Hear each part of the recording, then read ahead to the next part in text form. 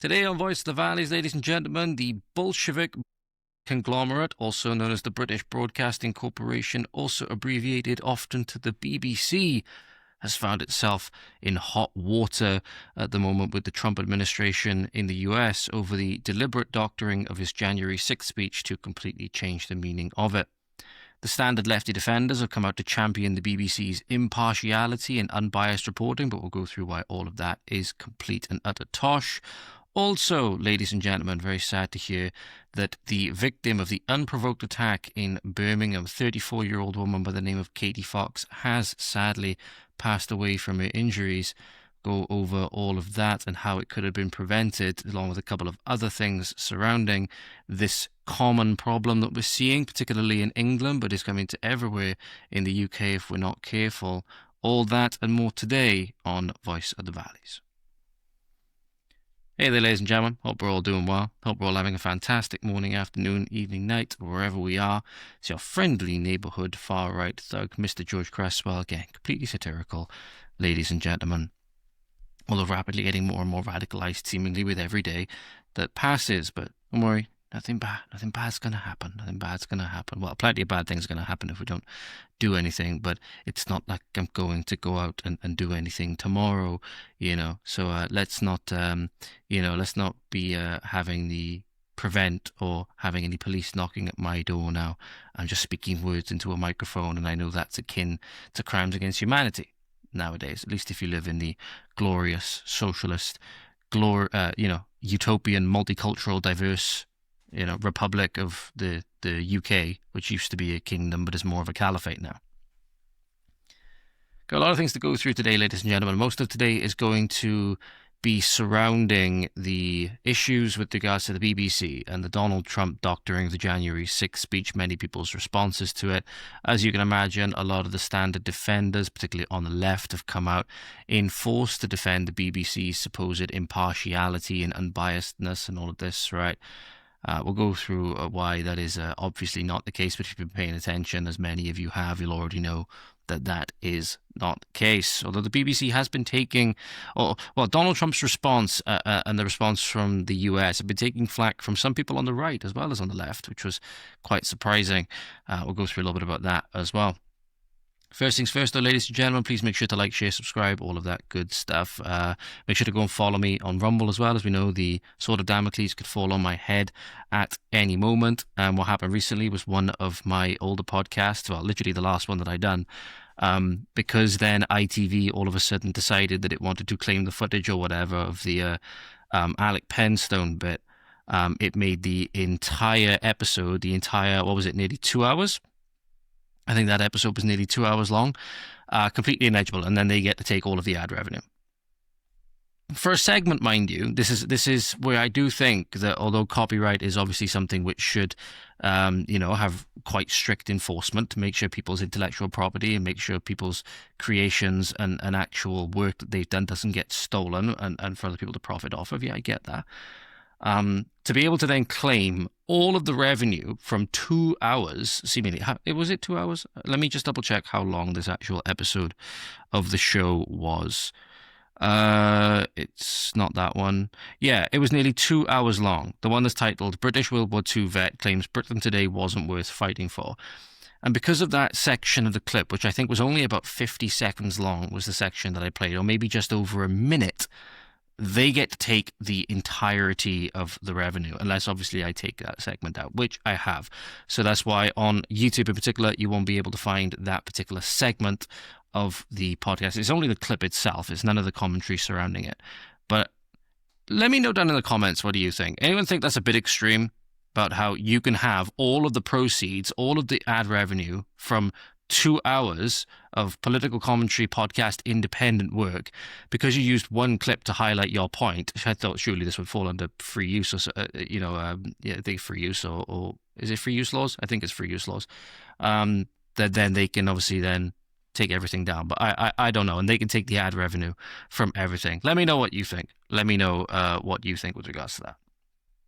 But getting straight into today, ladies and gentlemen, I think we've got some important stuff to go over. Just checking some notifications and stuff like that. Okay, cool. So, as mentioned, there's been some developments with regards to this since I was originally going to talk about it, because as you know, the news cycle moves very, very quickly. I would imagine there'd be more developments on any of these stories by the time this episode goes out. So BBC News has been in hot water, particularly with their panorama department, for doctoring, if you're unaware, footage of Trump's January 6th speech. Now, again, some people have said, as we'll get onto in a moment, this natural journalistic practice, this to, bring together clips that are important things. You don't do, a massive 56-minute, whatever it is, cover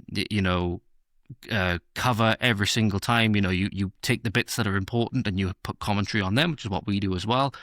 Difference being in this case is they clearly did it deliberately to distort the meaning, and this was right in the aftermath of January 6th and right in the aftermath of the contestations around the 2020 presidential election. So it was a very, very politically charged time. To ask me, I do not believe that that election was legitimate whatsoever, and I do believe that a lot of the things that many of our media organizations have done, in particular this case BBC Panorama, could maybe not amount to election interference, as some people have said, but certainly interference in foreign politics, because the election was already done by that point. So I'm not sure if it was anything like this presidential election where you had MPs and representatives from Britain going over to actively campaign for Kamala, right, and join her campaign and stuff like that. So that was blatant election interference, right, foreign election interference. And in my opinion, the Americans have every right to be mad at us for that. Mad at our government. It's not like the people ask them to do that, right? It's not like me and you, just a regular British person, asked them to do that. But our government were quite clearly doing so to promote an agenda. They did obviously not want Donald Trump back in the White House. And whereas this one, because the election was already done, the election was already stolen, I don't know if it was so much as election interference as it was deliberate interference to make Donald Trump look like something which he wasn't. And many people still run with the insurrection lies and all of this stuff. By deliberately taking two things completely out of context, nearly an hour apart, and stitching them together. And then also leaving out the additional remarks after that, where Donald Trump then later goes on to say, not even like 20 seconds later, we'll make our voices peacefully and patriotically heard. That's exactly what he said, his exact words, not long, I believe, after the bit that BBC stitched together. What the BBC did, they took two of these completely unrelated things, right, unrelated statements, cut them together from nearly an hour apart, brought them together, and made it look like Trump said something which he didn't, or implied something which he didn't, which is that he was trying to incite it. So he's saying we're going to go over to the Capitol, and I'm going to be there with you, and we're going to fight like hell. Saying that we're going to go over there, we're going to quite literally fight them. Leaving out all the stuff he said about we're going to support our, I can't remember the exact adjective he used, but it was a positive adjective about the senators and all of this other stuff, right? But they cut out nearly an hour of stuff. Trump issued this statement on Truth Social at the time, which was echoed by his press secretary, Caroline Leavitt, who said BBC News is dying because they're anti-Trump fake news, right? I have no problem with people being anti-Trump. If you've got good reasons to be anti-someone, lay them out, right? There's pretty much good reasons to be anti. I would imagine people will have grievances with people for different reasons. People have different political philosophies. As a result, they're going to be pro and anti different people, right? And we can have those arguments, or we can have those conversations. Everybody gets better for it, right? For the greater perspective. But they're absolutely fake news. I don't think anybody can argue that anymore. They're not, right? People are trying to, but even in the UK, where the BBC will not cover grooming gangs in the UK, or they'll do everything possible not to, they'll actually set up people, like on the TV shows you had on BBC Three and on Question Time. Whenever these issues are brought up, you have the crowd then shouting them down as racist, as Islamophobic, as all of this stuff, right? You have panels deliberately set up to target one person talking about these issues, right? Whether it was Tommy Robinson in the past, or whether it was that other guy in one of the other clips which we mentioned. I can't remember his name. I did manage to find, I believe, his social media page afterwards. But he was just seemingly just a regular guy, or some kind of political pundit or whatever, was trying to raise it on a BBC Three platform, I think over a decade ago, or even maybe 2 decades ago. And he just shouted down, and it was the standard stuff, right, to fuel this agenda, which they've been pummeling. And it's absolutely no doubt that the institution is rotten to its core, as we'll get onto. We've got so much to go over today. In fact, this is probably just going to be a one like one topic episode for the most part. So strap in, later. We're going to be talking about the BBC and its ideological bent and corruption for a fair while. But Trump issued this statement. The top people in the BBC, and I'm not going to try and do a Trump impression, ladies and gentlemen. I value you more than that. I value your ears more than that. Including Tim Davie, who's one of the people that resigned. He was the Director General. And then you also have Deborah Turnus, the CEO, who resigned as well. Are all quitting or they were fired because they were caught doctoring my very good, perfect speech of January 6th. Thank you to The Telegraph for exposing these corrupt, quote-unquote, journalists. These are very dishonest people who tried to step on the scales of a presidential election. On top of everything else, they are from a foreign country, one that many consider to be our number one ally. What a terrible thing for democracy. And he hit a good point there, because with how we are acting, with the policies that we've pursued, and with our government now, more so our government than the people, but there are a good, obviously, portion of the population that support and voted for this, is that we haven't been, whether you think we should be or not is a different question, but at this moment in time, with the two sort of, main global superpowers, if you will, we're still sort of in this like latent Cold War II, if you will. The Soviet Union has kind of collapsed, but we now have this USA and I suppose NATO kind of, but also not. More so just the USA being the Western side. And now we have like the BRICS coalition on the other side, which is like India, Russia, South Africa, China, and I've forgotten the other one. I've forgotten the B. I can't remember. You can put it down in the comments. I've forgotten the B. But all of these other countries sort of united together, if you will, to form this coalition, which is, got others coming on board. Then they're trying to make, trying to push the dollar out of being the global reserve currency, right, which would have massive global ramifications and so on. So there's a lot of things going on, but we are not a main player on the world stage anymore, and everyone's laughing at us, as we'll get onto a little bit later. Or many people are laughing at us, particularly in the US, where they have, this thing called freedom, and we are being put away in prison, many of us, for memes on social media, for social media posts highlighting things that the government doesn't want you talking about, whilst child and gangs and all these other things still roam the streets and they are protected by the state. So, yeah, we're in no position in many ways to be lecturing on a lot of things with this, or to be going on about tyrants and going on about anything like that, when we have one of the most authoritarian, communist, globalist bent regimes across the world. So we're not a mainstream player, for a start. Our word doesn't really carry a lot of weight anymore, the way that it did when we were at the height of the British Empire. Obviously, that's one of the things that World War II, the end of World War II, was kind of catastrophic, because we decided we were going to tear everything down.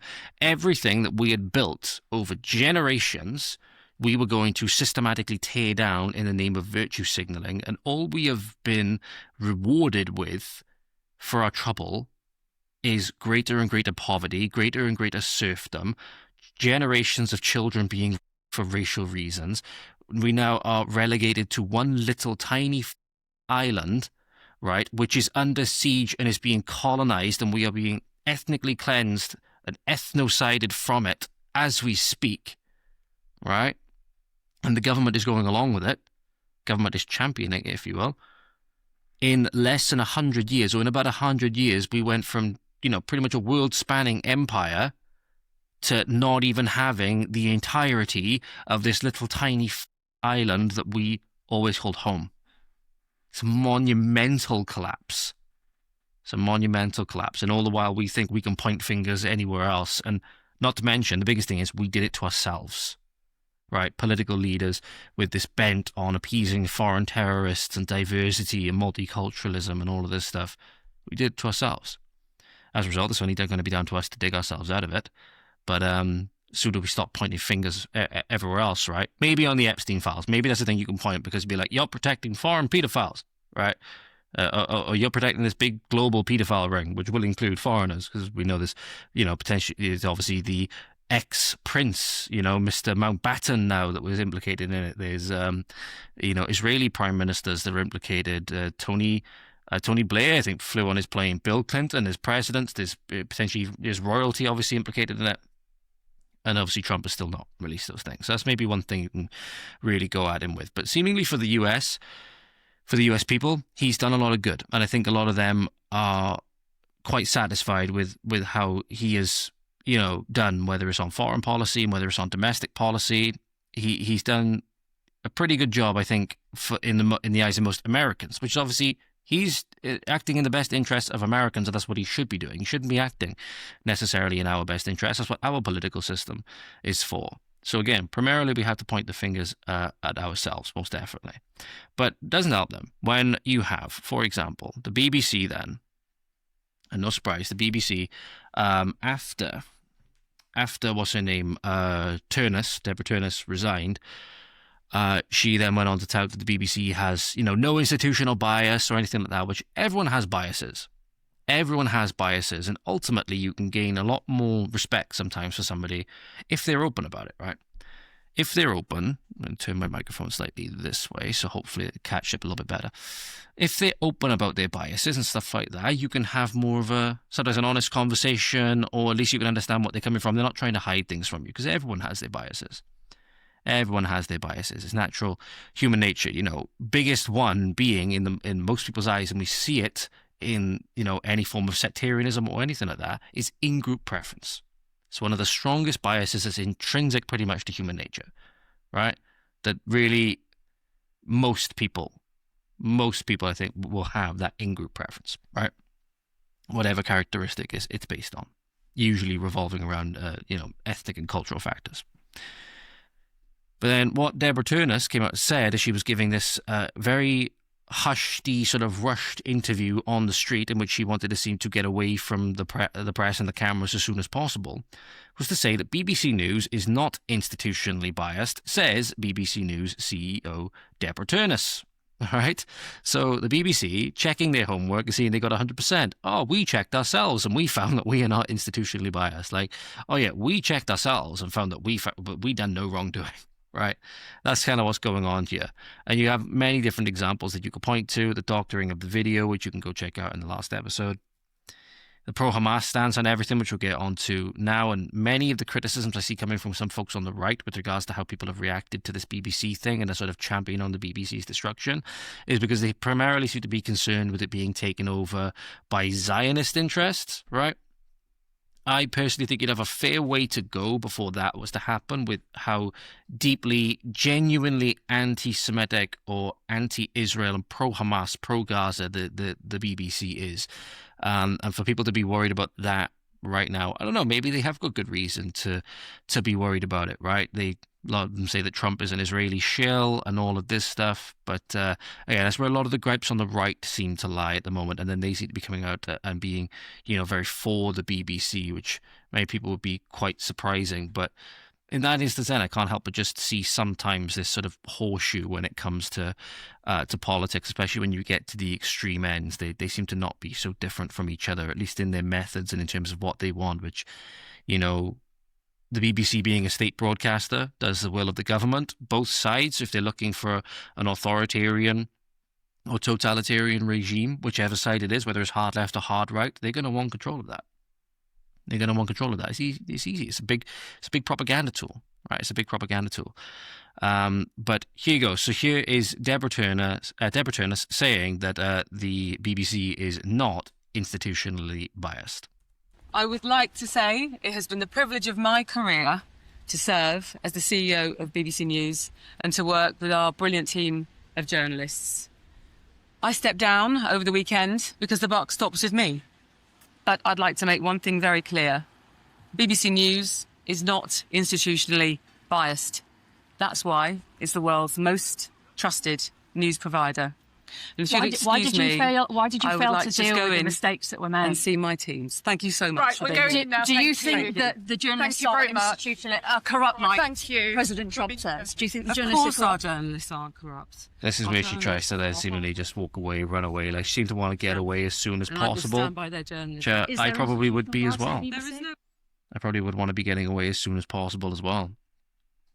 But I think to say that it's not institutionally biased, ladies and gentlemen, would be, well, really nothing short of a complete falsehood. She genuinely believes it or not, I don't know, but there's been many, many examples where it's difficult to say or give the benefit of the doubt and just say that the BBC got things wrong. seems as though there's been many deliberate cases of trying to either falsely represent things for political reasons, because they have a very, very hard left-wing bent in this instance. You got to look at all the testimonies, even if you don't like the people, such as Tommy Robinson. You want to call him a Zionist and all of these other things. Okay, go right ahead. But I think when he was talking about BBC Panorama and how they doctor things and all of that, and how Avi Yemeni did another good one as well. I think that might have been Sky News, though, if I'm not mistaken, why he had to take a secret camera in and record the interview himself because they cut things out to deliberately misrepresent things. And then when he released the full video, that's when you got the full context on certain things, right? How they deliberately tried to misrepresent and make people look bad. There's been so many examples of this done purely seemingly for political reasons. One of the hottest topics has obviously been the conflict in the Middle East. And this is one of the examples where, again, did the BBC really make 215 mistakes, averaging about 2 a week over the past 2 years? Or was it maybe done with ideological bent in mind? I don't know. But the BBC, according to a journalist at The Telegraph, this is titled, BBC Forced to Correct 2 Gaza Stories a Week.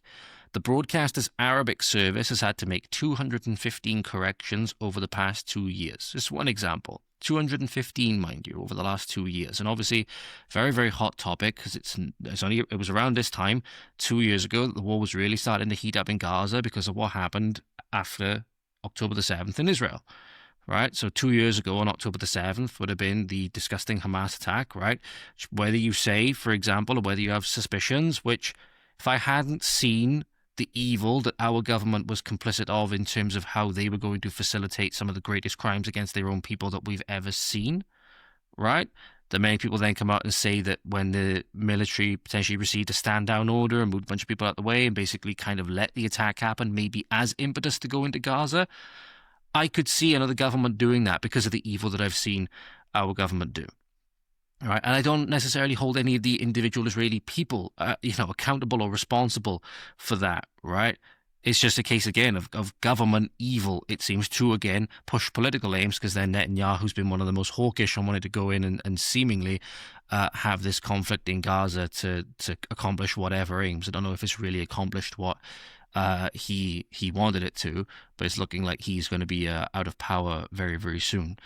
I don't know, with the war being over. Again, it's in his interest to kind of keep the war going. But it was after this time, just after that attack, that then the BBC started having to make these corrections to their articles and having to make, on average, about 2 a week. 2 a week in that time frame up to now. Is that by accident? Is that by accident? And again, this is more so holding our own broadcaster accountable than anything being like, oh, he's an Israeli shill, he's this, he's that. Not so much. I'd be saying the same thing if they were talking about the war in Ukraine. I'd be saying the same thing if they're talking about any issue.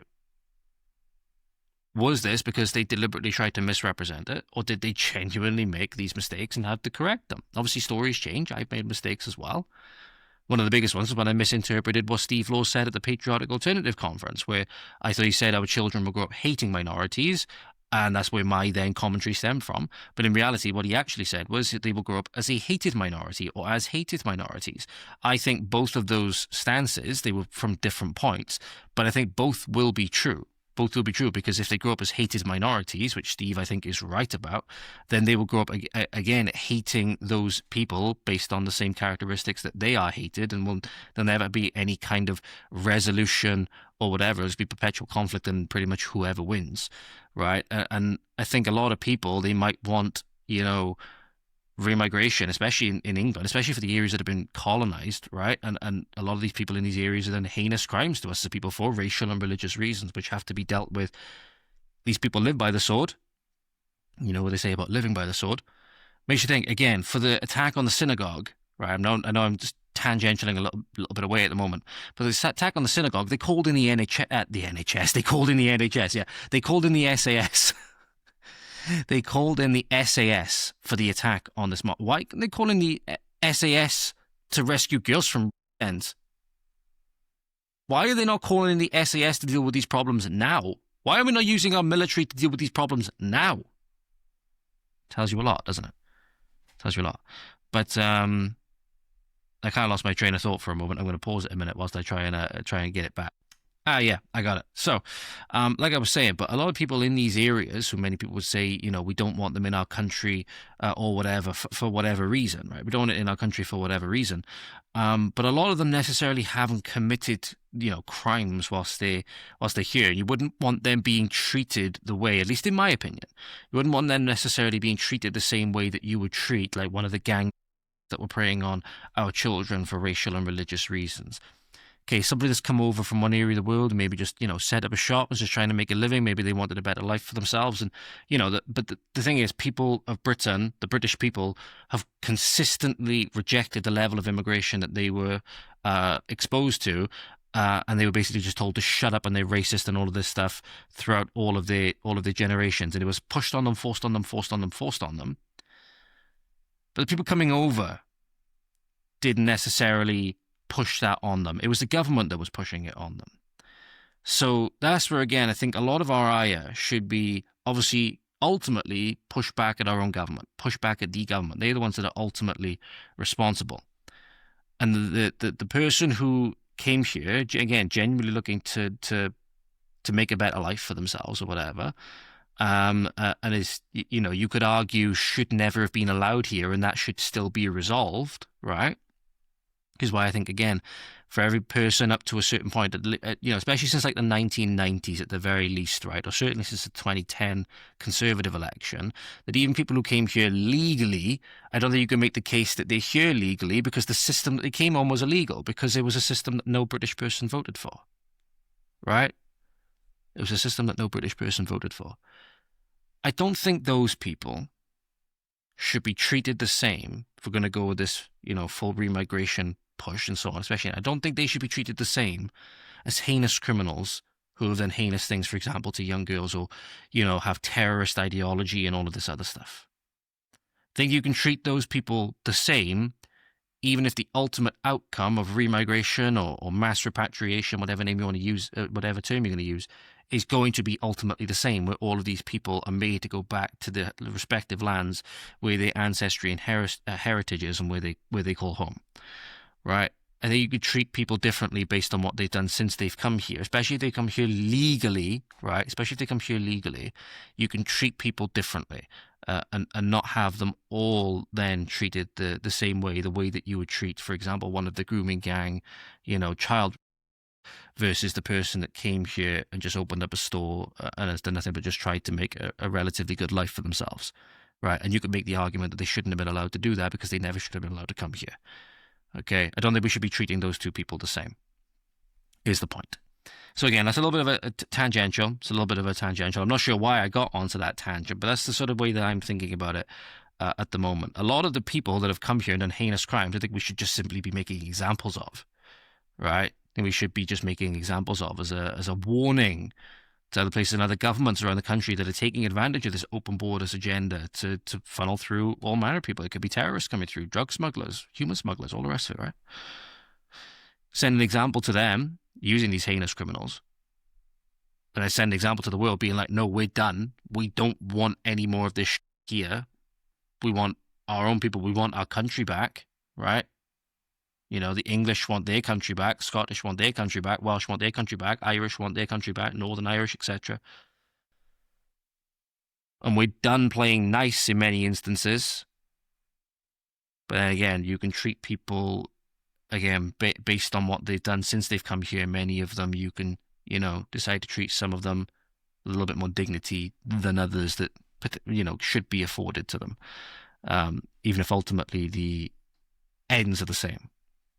Because otherwise you end up getting into simply just this a thought I had earlier. If you don't, otherwise you end up just getting into pure ends justify the means territory, and it's very, very morally dubious to say the least, I think most people would say. Let me know down in the comments. Let me know what you think down in the comments with this one as well, ladies and gentlemen. Do you think I'm wrong about this? Why? Let me know. That's where my sort of head with regards to, remigration, particularly with regards to England, because they're the ones dealing with the brunt of it at the moment, right? And I have great empathy for our brothers and sisters in England who are dealing with this, right? But again, leave your comments down below. Let me know what you think. Back to the BBC. Back to the BBC with their ideological bent and stuff like that.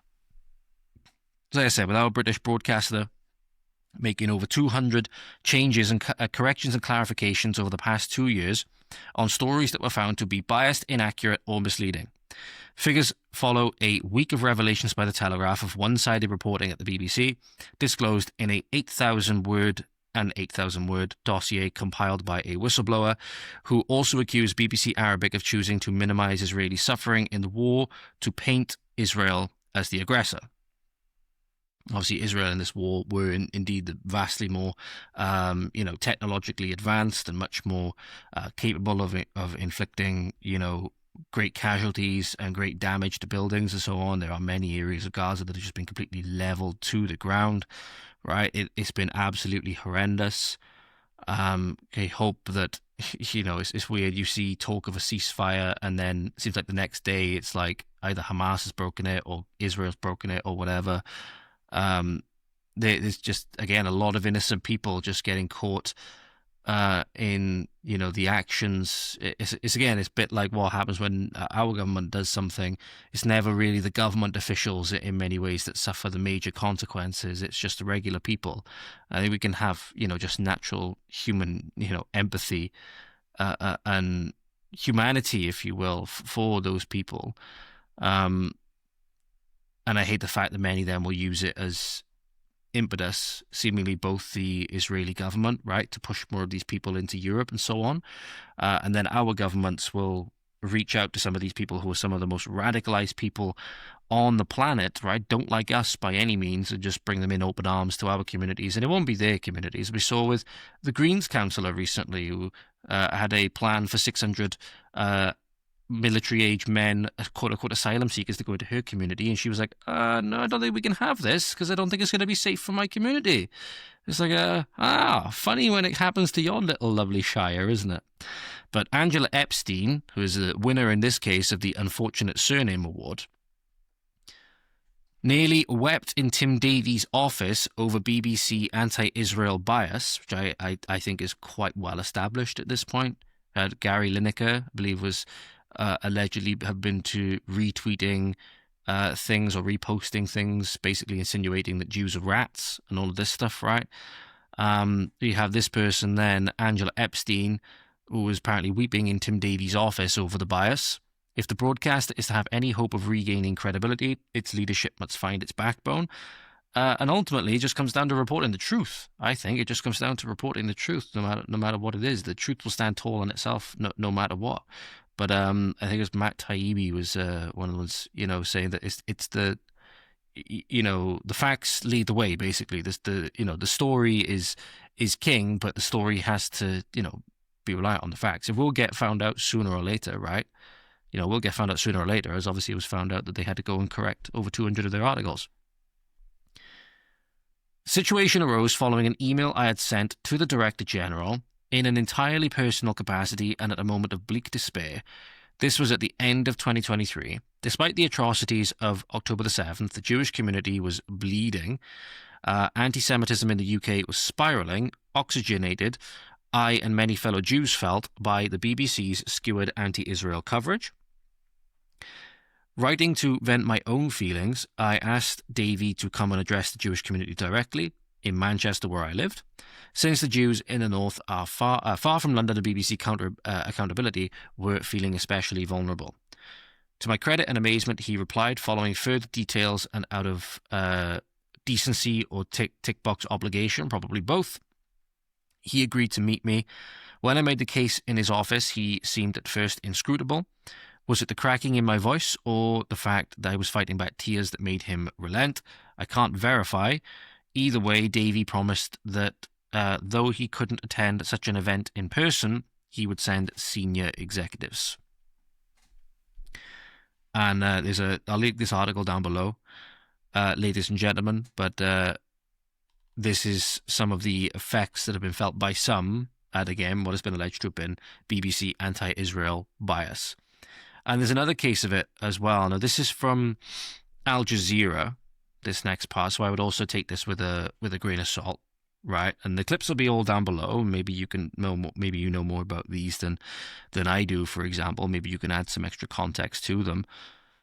But I want to play you this extract now of what is a BBC Panorama expose, where they again seem to have been exposed in completely falsely representing a set of events that never occurred, seemingly to further either anti-Jewish or anti-Israel sentiment, but falsely.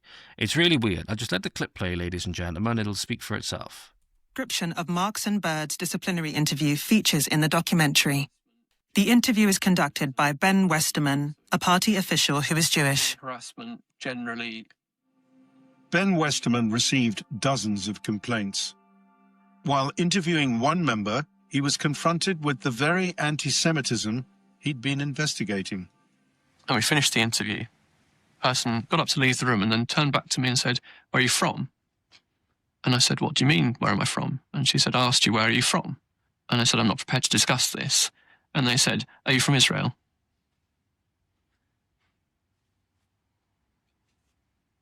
What can you say to that? You are assumed to be in cahoots with the Israeli government. It's this obsession with that just spills over all the time into anti-Semitism. Rika Bird speaks to Westerman at the end of the interview. When he says, "Where are you from? Are you from Israel?" That's an absolute lie. I didn't say that. With Westerman's permission, the two women record the interview. The full recording shows what actually did happen. Curious, because I haven't been in the Labour Party very long. I've certainly never been to anything like this informal interview before.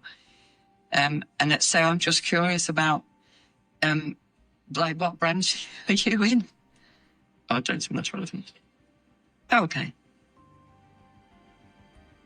I hope that's okay. I'm sorry, I don't think where I'm from is at all relevant to the investigation. I don't think there's anything wrong with that question, though. Westerman, what branch are you from? Meaning what branch of the Labour Party, because it was a Labour Party internal investigation. The word Israel never came into the exchange between me and Westerman. So that's very interesting, isn't it, ladies and gentlemen? In this instance, it seems that they were trying to cook up, quote-unquote, anti-Semitism when none actually existed, and make this lady here, Rika Bird, look bad for whatever reason. And this was part of, again, a wider, I'm not sure what the wider BBC panorama was, but it was part of a BBC panorama seemingly into quote-unquote anti-Semitism that they were investigating, and they completely made it up, it seems. So again, for all of them now seemingly to tout this, expert, unbiased, truth-telling journalism, it seems at least doesn't exist. And this is, again, part of a wider pattern of ideological bent, which is just so... It's so weird. It's so weird that the BBC... I'm trying to work out... I can't for the life of me work out why they would do this. I'm not exactly sure when this documentary was taped and what it was about. This video is from 3 years ago, over 3 years ago. So, again, it wasn't to do with October the 7th. It was way before October the 7th, because this, what you'll find linked down below on X, was posted on 25th of September 2022. And there's obviously a clip of the documentary that would have been released before that. So I'm not sure if it would have been something to do with... I don't know. I don't know what big events were going on around that time. I was, at this moment in time, because this was right around the whole period of lockdowns and all this and all that, I was just completely, illiterate, but also apathetic to politics, wasn't paying attention to it at all, right? It was really October the 7th was the first thing that made me perk up and really take notice, right? That made me want to really start taking this a lot more seriously. And that made me realize, not October the 7th in particular, but then getting into politics made me realize was how much we all need at this moment in time, because we all have the right to vote. We have a duty to at least be somewhat politically engaged, right? We have a duty to at least be somewhat politically engaged. I can't for the life of me figure out why they would do this. is just another way to demonize the native British people, because we know one of the most Jew-hating groups on the planet, at least in terms of their most radical circles, right, are Muslims, right? What their book literally says in one of them, I can't remember the exact citation. They literally say, the last day will not come until the Muslim fights the Jews and kills the Jews, so that even the trees and the rocks will call out to the Muslim, "O Muslim, O slave of Allah, there is a Jew behind me, come and kill him." Except the Garkad tree, because the Garkad tree is a tree of the Jews, and that's what is written in some of their scriptures, right?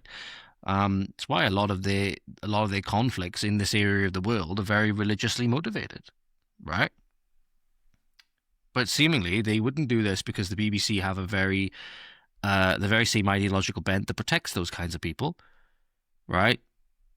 So they have this really weird thing going on. I can only imagine the target of this would have been the quote-unquote far right or whatever. That's what I imagine it was for, and that would be in line with their political bias. But here's another example, ladies and gentlemen, published by GB News today, sorry.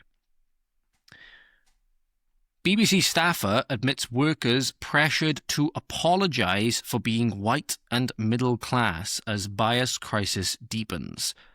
A former BBC employee said staff felt pressured to apologise for being white and middle class. The person, who wished to remain anonymous, claimed they had not worked anywhere else before, quote, where people went around apologising so much for who they were. Notice they're only doing it to one type of people, ladies and gentlemen. Notice they're only doing it to one type of people. Now, if you're working at the BBC, for example, in London, you're probably not going to be exactly that bad off, are you? You're not going to be most likely a scrounger on the street, right? So you're likely going to be middle class at the bare minimum by default.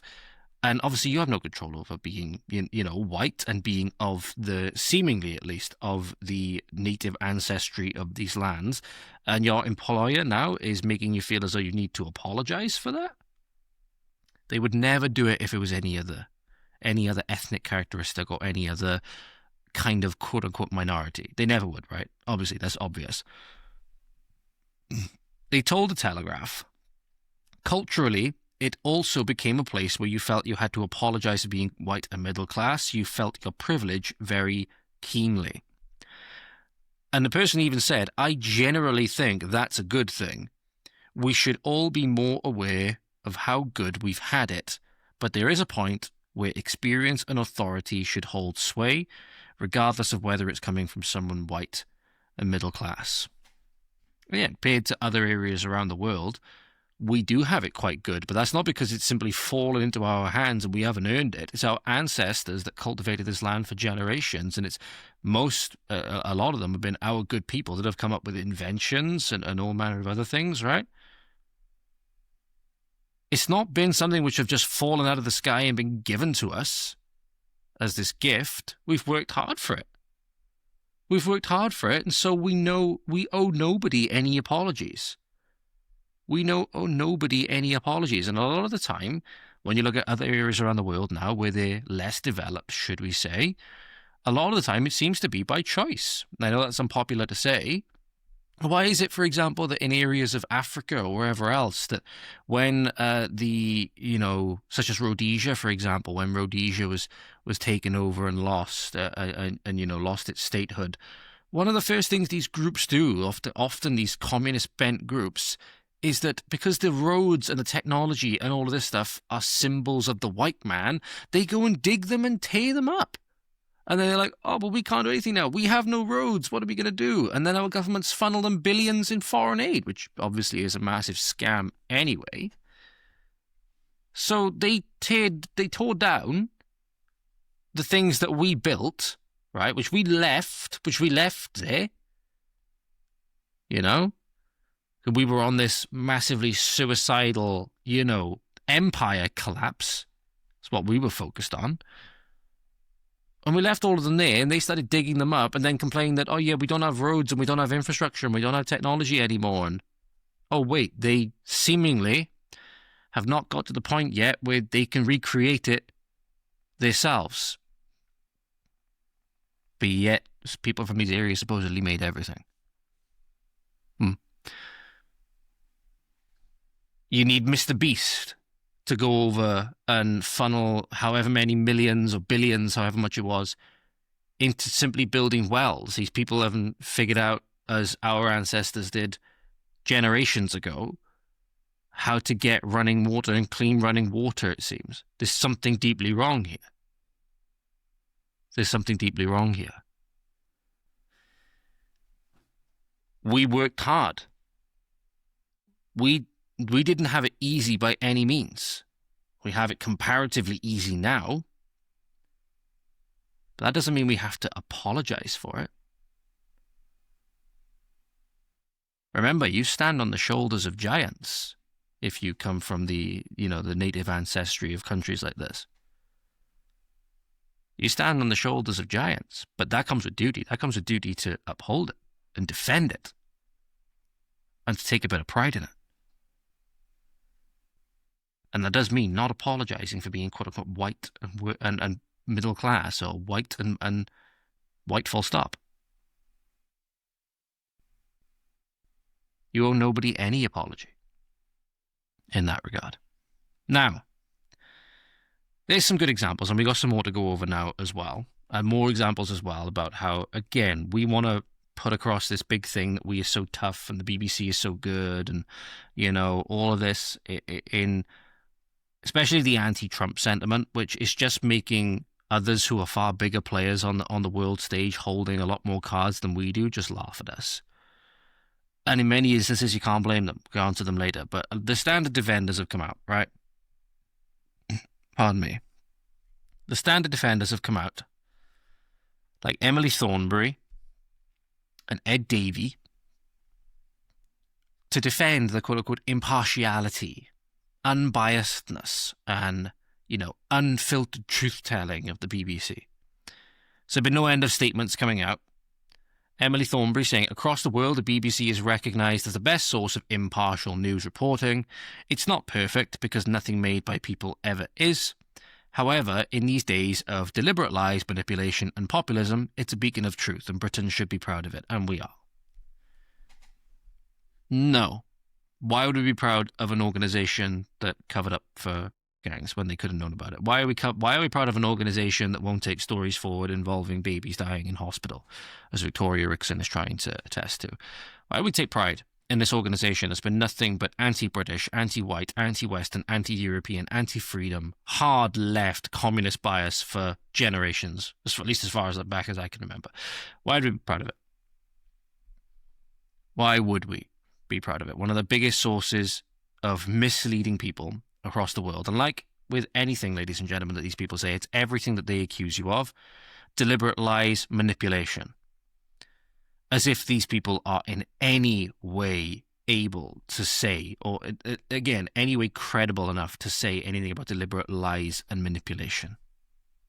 Right, with all of the atrocities that have been inflicted on the British people, that the BBC has played an integral part of either covering up or demonizing people talking about them, and all of these other things. For every just regular person, regular conservative, who they've called far right and Nazi and all of these other things, they do as if it's going out of fashion. What is it to be proud of? And then you had Ed Davey. The resignations of Tim Davey and Deborah Turnus must be a chance for the BBC to turn a new leaf, rebuild trust, and not give in to those like Nigel Farage who want to destroy it. I haven't heard anything yet saying that Nigel Farage wants to destroy it. Maybe I'm wrong. If I'm wrong, put it down in the comments. Nothing comes to mind where I said that he wants to destroy the BBC. I think a lot of people would like it heavily reformed.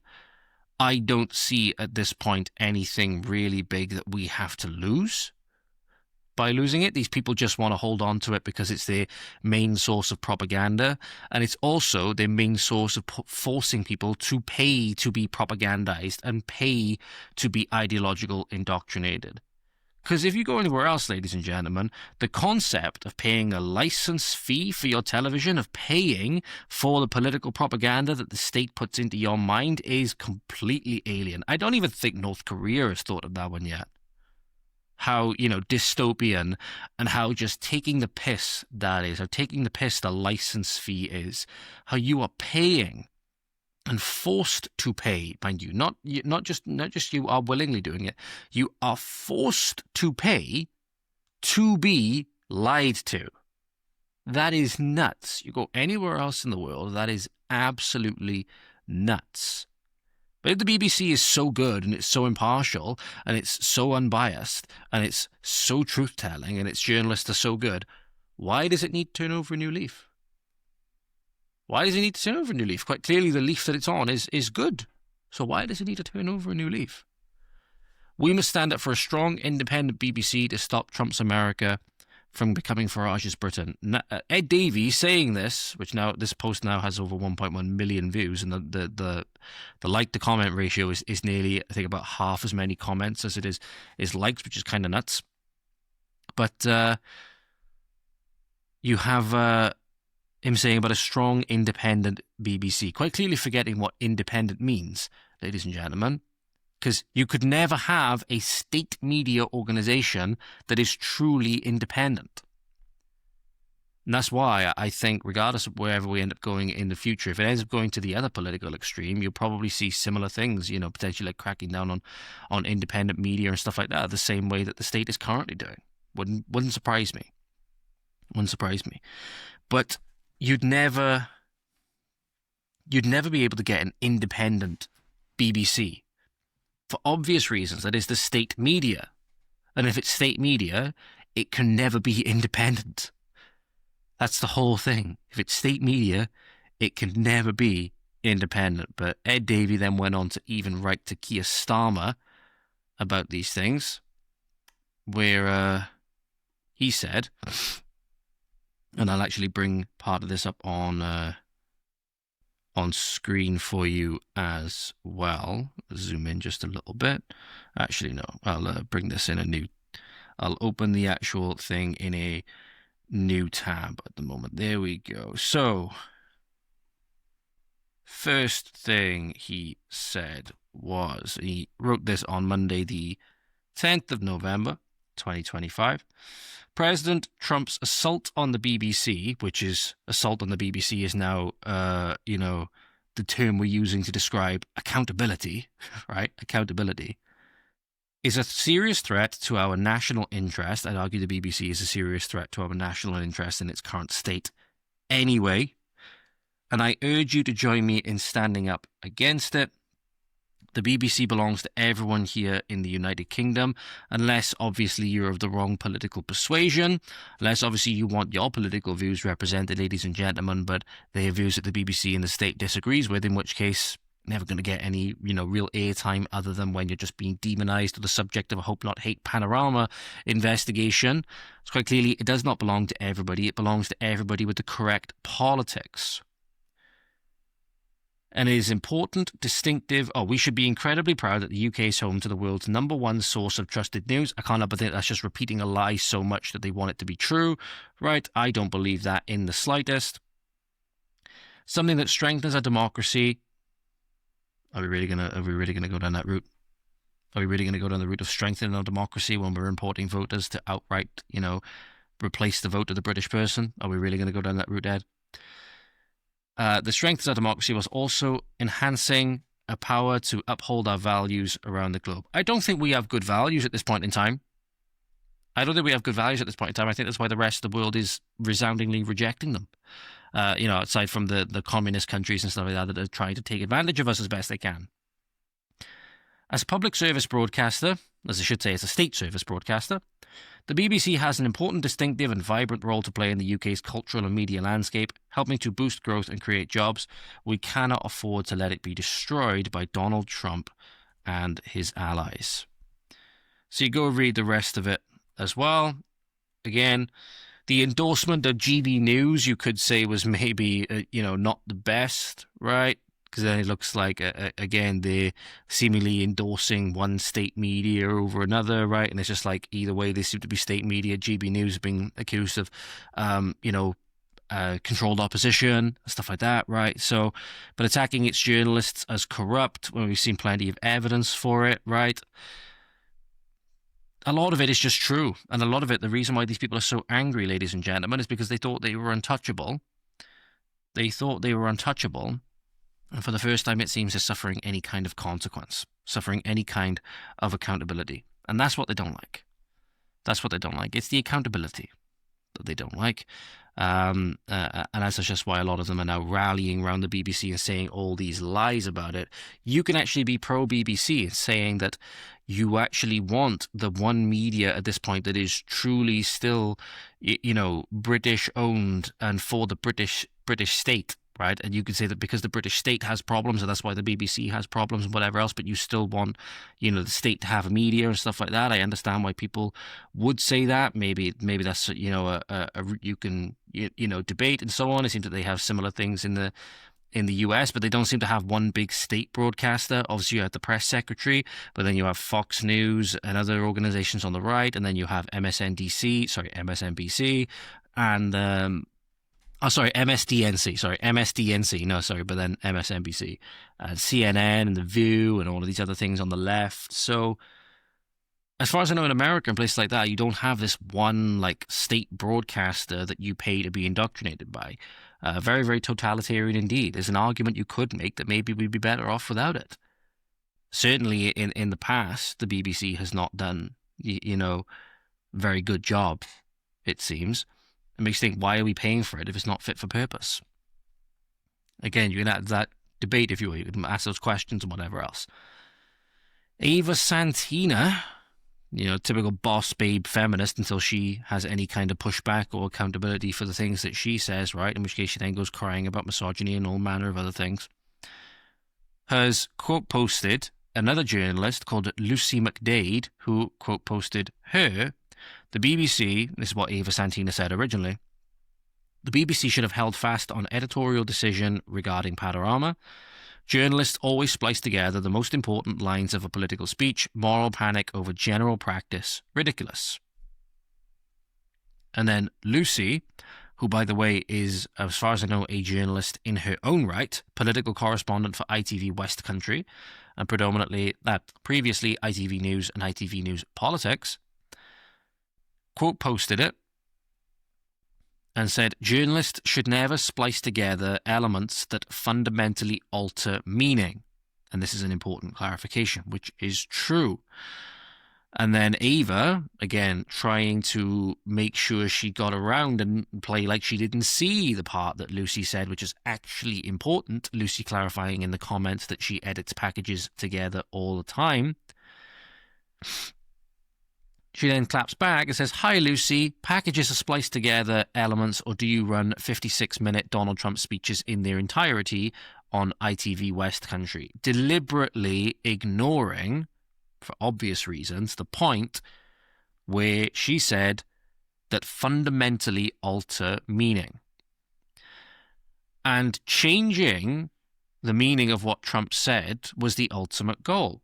Because if you go back and watch the full thing, you'll see he said, no, we should go and support the senators as they do their very important work.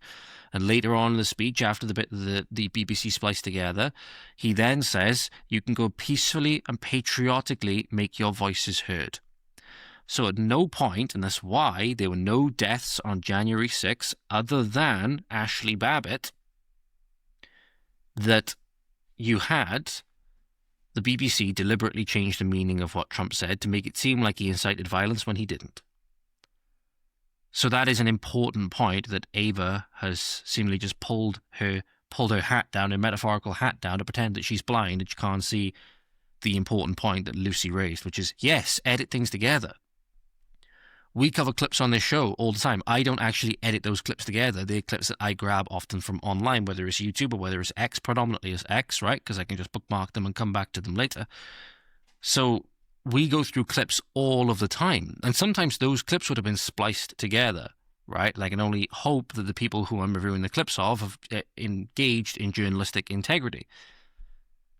But again, when you splice together two things from nearly an hour apart to deliberately change the meaning, right, which is what it was done, especially in the aftermath of a very contentious presidential election, which I think at this point we can all pretty much agree, you know, based on the unconstitutional changes that Democrats made to the voting systems and all the shady practices and so on, that it was stolen. It has massive ramifications. It has absolutely massive ramifications. And anybody pretending that it doesn't, and anybody pretending that this is normal practice, I'm speaking this not as a journalist, right? But somebody speaking this just from like a general ethical standpoint of saying, no, splicing together things that somebody said in a way that makes them say things that they did not say is really bad. This was a really good example, by the way, a really good bit of work, in my opinion, that Candace Owens did when she was part of the Daily Wire, was with her Exposing a Murderer, I believe it was called. Her documentary on the documentary that came out about Stephen Avery, which tried to paint that he was innocent. Those people, the people who made the original documentary about Stephen Avery trying to point that he was innocent, edited official courtroom testimony from witnesses to make them seem like they said things that they didn't say. Completely removed entire sections of their testimony and spliced it together in a completely dishonest fashion. Now, pretending that that is normal journalistic practice to then push a false narrative which could have potentially seen a murderer released from prison. Could have potentially seen a murderer released from prison. It's not normal practice. It's a deliberate lie. And it should be called out every single time. And again, the only thing these people don't like is that they got caught and embarrassed so publicly. And I'll leave the clip down below if you want to go and find out how they were exposed, by the way, with the Telegraph. The Telegraph exposing them. You'll find it down below. I think you should go watch the clip anyway, just for the thumbnail. I quite like making that thumbnail. Again, doing so particularly for political reasons and to falsely represent what somebody said. You know, I'm not surprised the Trump administration is now pursuing legal action. I'm not surprised the Trump administration is now pursuing legal action. Why wouldn't you? If you'd had your voice and your words twisted and distorted in this way, why wouldn't you? Why wouldn't you? This could have. And now many people in this country have a false representation, a false understanding of Donald Trump based on that, because a lot of people in this country, that's where they get their information from, and the only source where they get this information from. Which means it's all the more important that you share this episode. Go share this episode right now with all your friends, family, and whatever else, so they understand that the BBC is lying to them. And Jonathan Lees as well, who I've seen routinely embarrassed on British talk shows time and time and time again, often over his views on like LGBT and all of this stuff. Just completely flagrant dishonesty, coming out and saying, here's the actual story. Almost every reasonable person in 2021 accepted that Trump had openly incited an insurrection and attempted to steal the election. He was indicted for it. The BBC accurately reported it. This is just the same decades-long political campaign to destroy the BBC. Need we say any more? The one thing I will say is that you have it here. Almost every reasonable person in 2021 accepted that Trump had openly incited an insurrection and attempted to steal the election. It's because they were lied to about it. It wasn't just the BBC in on this. It was in all of them. And it was in all the others when they repeated the very fine people hoax. Right? They said that Trump said that neo-Nazis and white supremacists are great people. And that's not what he said. Or very fine people is what he said. That's not what he said. He said white supremacists and neo-Nazis should be condemned totally. But there are good people here on both sides of the aisle who simply just don't want to see statues get taken down and burned and whatever else. And the media ran with it, lied about it, and said that he said that white supremacists and Nazis and all these other people were good people. Right? That's not what Trump said. But yet people will still believe that. Everyday good people, everyday reasonable people, who believe that Trump is a fascist or a Nazi because of how his face appears on Time magazine or any of these other major editorial outlets, whatever it is, and because of the lies that keep getting recirculated in the mainstream media. And that's what then results in assassination attempts. Same thing happened with Charlie Kirk, right? That was the one that was successful. Stephen Crowder's been open. I've got a clip from Stephen Crowder coming up in a moment. about the assassination attempts that were on his life, about the, terrorists coming in, coming from Yemen and all of this other place, all of these other things, right? That's a different issue. That's a different issue. But all the people that have attacked him and stuff like that, they do so because of the lies that have been circulated. And these people will continue circulating lies because that's all that they have. That's all that they have at this point, because they would have to admit that the people that they are against have been right all along. If they then say that, oh no, there are these problems, that, oh no, Trump didn't say that, and all of this stuff, right? They'll have to admit that they got it wrong. It's either they keep doubling down and doubling down and doubling down until they can't double down anymore. It's basically like they're a gambler right now and they just keep losing every hand, and they're stuck in this thing where they can't admit defeat and walk back to the people that they, it's like a gambler that's, gambling away all the family's money, and it's causing a lot of friction in their relationship. If you think between like the right and the left at the moment, they're sort of stuck in this like weird kind of relationship with each other, and the left is going out and gambling all of their money away, whether it's the social capital that we have as a nation, whether it's in many instances our actual money, which is extracted from us with taxes, right? You'll see the analogy coming in a minute. But they either then keep doubling down and doubling down and doubling down because they don't admit that they got a problem. They know they can win it all back if they just keep going, they just keep going. All the sunk costs, all of this stuff, right? I'll get one good hand, it'll all come true, I promise. And they keep running out of money. They keep putting more and more strain on the relationship. They either keep doing that, so the left now keep either pushing more into their lies, pushing into their worldview and all of this stuff, right? Thinking that it's eventually going to bear fruit. Or they have to then admit that they were wrong. This is something we all have to do at some point. We have to admit that they were wrong, and then they have to come back to those very same people that were trying to tell them all along. And then that's something which they'll never be able to do, seemingly because egos and whatever else will never allow it. I think that's how it's panning out at the moment. But they're stuck in this cycle. They can't, admit fault or whatever because they don't want to give who they perceive as their enemy that credibility and that, acknowledgement that they were right.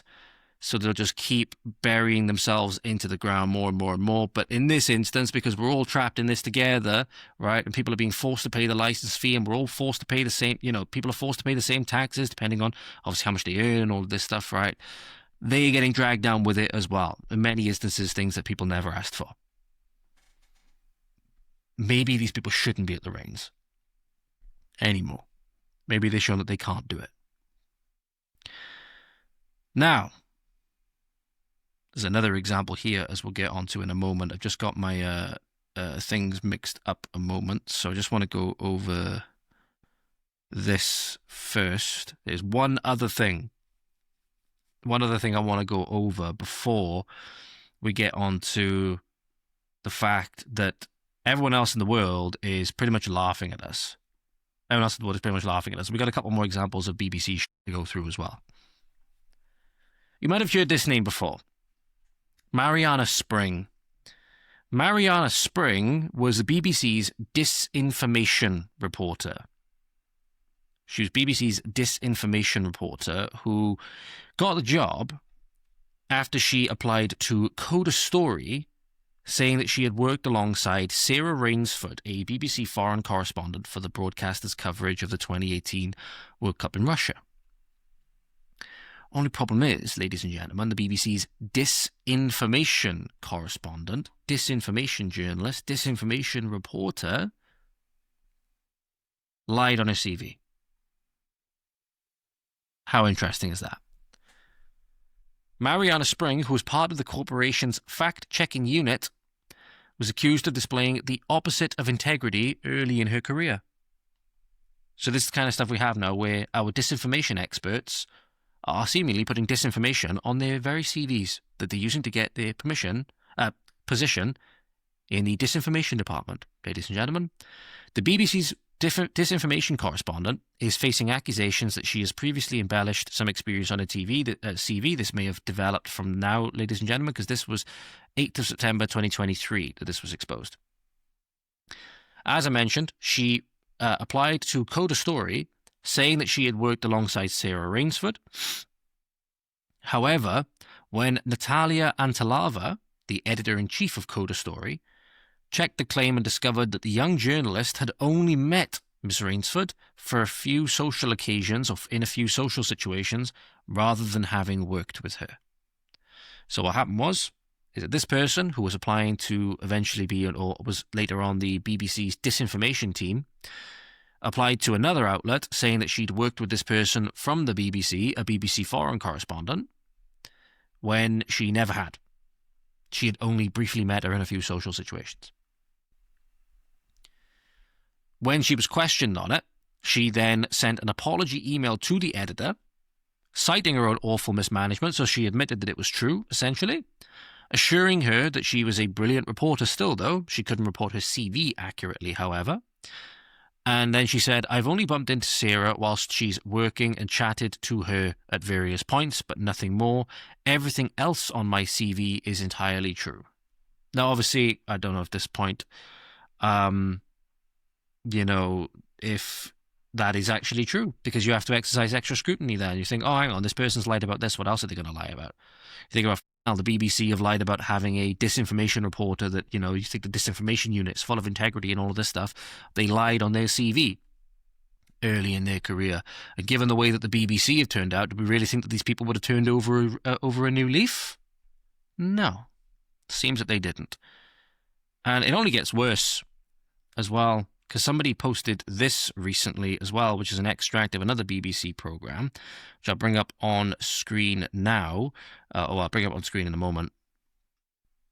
I believe this is to do with having PayPal accounts shut down in response of dissident medical voices in regarding potential harms of experimental gene therapies back in December of 2020.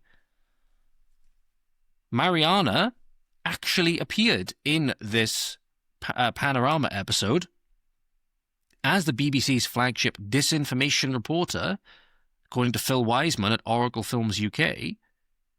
She boasted on air about having his PayPal account, or their PayPal account if it's Oracle Films, shut down in response to a video platforming dissident medical voices, warning of the potential harms of experimental gene therapies back in December of 2020. They received a torrent of hate mail, death threats, slurs, accusations of spreading fear and killing vulnerable persons with dangerous quote-unquote misinformation. Since that time, I've met or been introduced to a lot of people that deeply regret taking a COVID injection. I don't know a single person that regrets not taking one. So this is now apparently in the December 2020, when obviously the thing about the COVID vaccine, the clot shot, and all the information about that was in the forefront of the media. This apparently Mariana Spring bragging or boasting about having this filmmaker's PayPal shut down for platforming dissident voices that were warning of the risks. This apparently your BBC's disinformation specialists, ladies and gentlemen. I'm Mariana Spring, the BBC's specialist reporter on disinformation and social media. Tonight, the video's spreading fear. It sounded so real, and the people were so plausible. I hear from the communities being targeted by anti-vaccine tactics. Oracle Films, who produced the video, chose not to comment on its contents when we invited them to. People really should be ashamed of themselves if they are putting off vulnerable people from taking the vaccine that can save their lives. It's as simple as that. Meanwhile, Oracle's PayPal account, used to receive donations, was removed after we presented our findings to PayPal.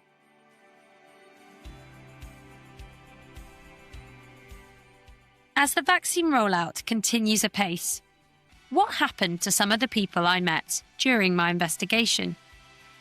Protester Joanna, because of her job there you go. I think we can, has now had the vaccine. spare ourselves any crocodile tears for the BBC and their disinformation units and whatever else, and the fact that they are in hot water at the moment, particularly with regards to the Trump administration and the legal penalties that they may be facing as a result of it, when they were, so eager to get people shut down, their PayPal accounts shut down, like the Canadian truckers had their bank accounts shut down and all of this stuff by the totalitarian regime in Canada, which obviously having very similar problems to us with regards to state media and all of this other stuff, and even particularly with regards to the advanced situation regarding medical assistance in dying and all of this stuff, which is basically a state-sanctioned murder program.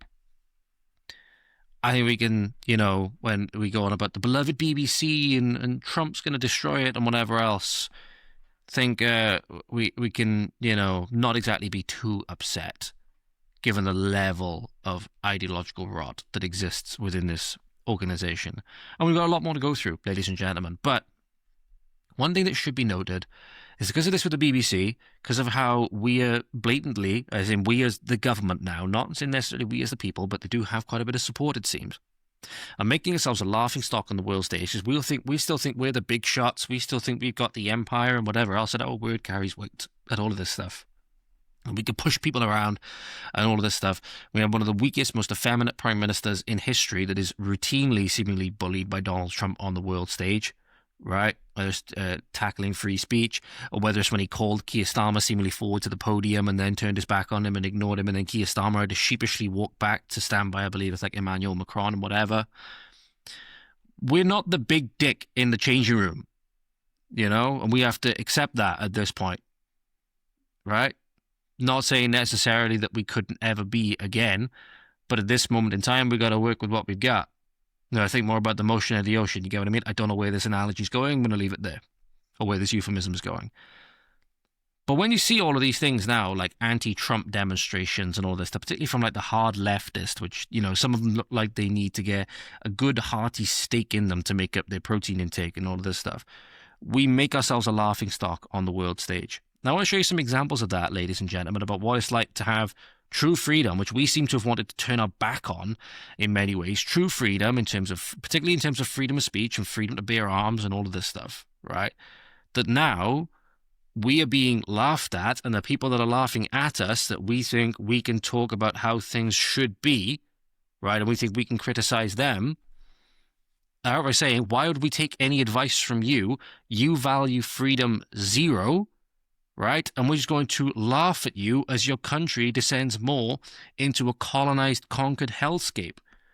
And we need to see this, ladies and gentlemen. This should really hurt us, right? That people are reacting this way. But this is a bed that we as a nation have made. And at the moment we're being forced to sleep in it, we got to make some serious changes. And you can do that as well, whilst hating Trump and all of this stuff. That's not what the main thing is about. Saying that what's going on right now, ladies and gentlemen, with how woke and weak the Great Britain has become, we are a laughingstock on the world stage. And this example from when they were mocking the anti-Trump protests and all of this stuff, right? And the draconian laws in the UK and taking the piss out of us for protesting Trump and all of this stuff. Not that America's got a swagger back with Stephen Crowder and the Louder with Crowder crew. But the only thing is you can't say, ladies and gentlemen, it seems, you can go on about Trump, you can go on about all of this. I don't think you can really point to anything they say here and the mockery and say that, you say whether it's deserved or not or whatever, but they're not wrong. They're not wrong in where the source of it comes from. It's skinned by meat eyes. Donald Trump, you can't hide! We just do the genocide. Oh, shouldn't do that in the UK, mate.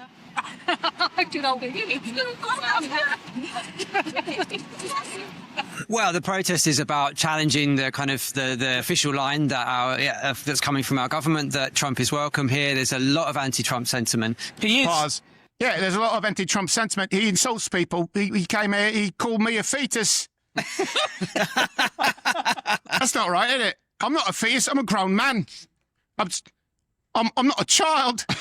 Ever seen a zygote do this? It's proof, isn't it? I drive an auto. Could a fetus drive an auto? Ever seen a fetus with this hairline? Yeah. Trump doesn't know what he's talking about. That's the whole point of this protest. I'm not a fetus. I'm a human being. You ever seen a fetus with a name Boner? That's right. My name's Matt Boner, obviously. I'm a man. Yeah? Try having that one in primary school, huh? Yeah, I don't need any more Trumps to tell me, oh, I know what I look like. I have a mirror. Let's continue.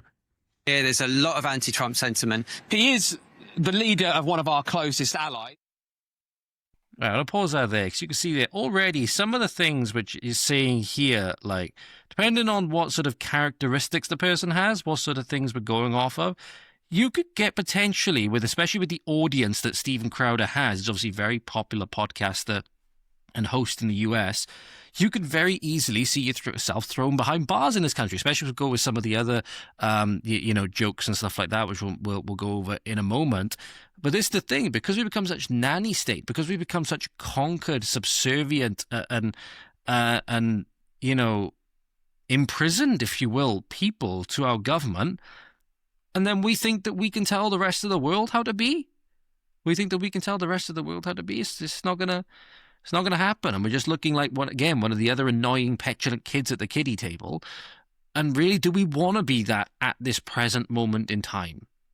That's the biggest thing, especially when you look at, for example, how much, America, in terms of how much it contributes to NATO defense spending and all of this stuff. The fact that in many ways, a lot of countries are only able, like, for example, the ones that aren't meeting their NATO contributions, to have all these social safety nets, to have all this socialized healthcare and whatever else. Steven Crowder done an amazing segment on one of his shows where he went down a list of all of the socialized programs that all of the countries in Europe were getting. Meanwhile, they weren't meeting their NATO spending targets, right? They weren't meeting their NATO spending obligations, I should say. Right, sorry guys, I paused that a minute because I had a lovely four-legged visitor come to see me. She's actually sat in the room with me at the moment. She's just down there, off camera, cleaning herself at the moment. So I'm going to divert my attention back to you guys for a little bit. I can't remember exactly where I got to, but because countries aren't meeting their defense spending obligations, that's why they're able to have these massive social safety nets. And then they lecture the US about whether it's foreign intervention or whether what they're doing Middle East, about their own policy, about the fact they're going to scale back their own spending. In many instances, the US have been overspending on NATO versus what the agreed targets were, versus what the agreed obligations were. And now that they said they're going to scale it back to the obligation that many countries are now going on, the US selfish and all of this stuff. Maybe a lot of countries, not just the UK in this instance, not just GB, because I think we actually hit our NATO spending target or NATO spending obligation, if I'm not mistaken. In fact, I'll just quickly check that a moment before I come back to this.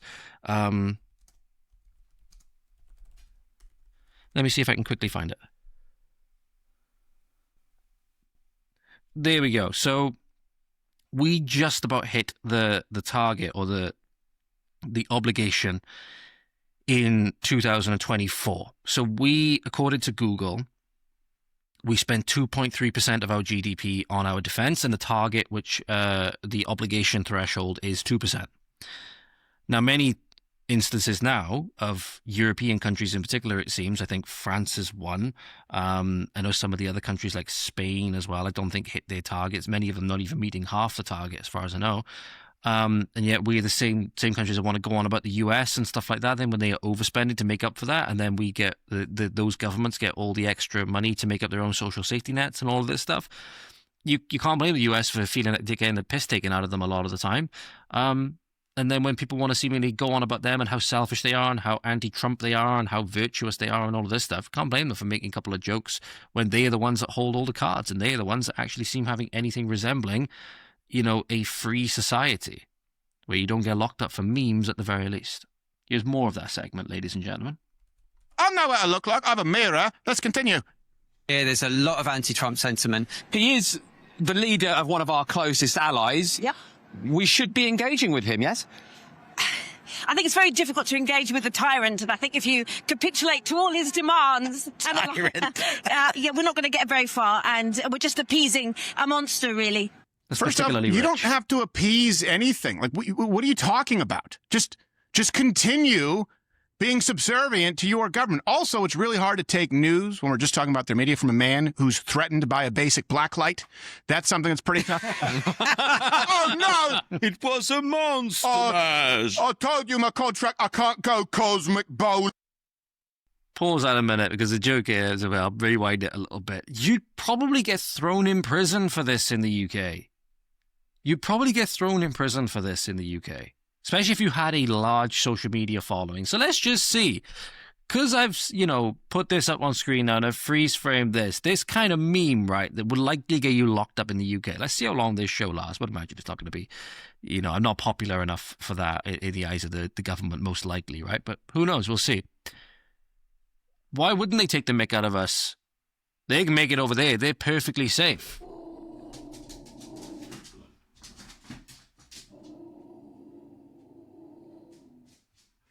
It's not going to be their government. I'm going to probably leave that in. It's not going to be their government that goes on at them. It's not going to be their government that locks them in prison for memes like this. It's going to be our government that tries to overreach and go after them, and then they get resoundingly smacked down by the US government, and rightfully so.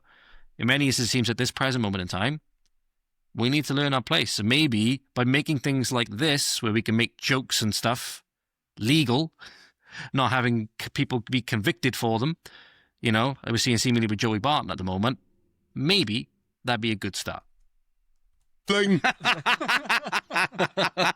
stain's never coming out. He's a tyrant, isn't he? You know what the American Revolution was, right? Yeah. Yeah, and by the way, they changed No King's Day, even though they participate to No Tyrant's Day. Oh, okay. Because, listen, we want to show a rebellious streak, but we don't want to offend our actual king.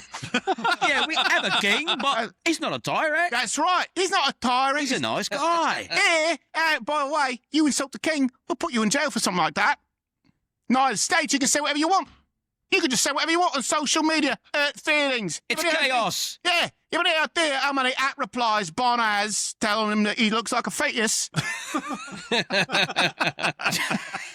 They jail you for speech. They jail you for speech in the UK, for memes online, and they're talking about the tyranny of Donald Trump.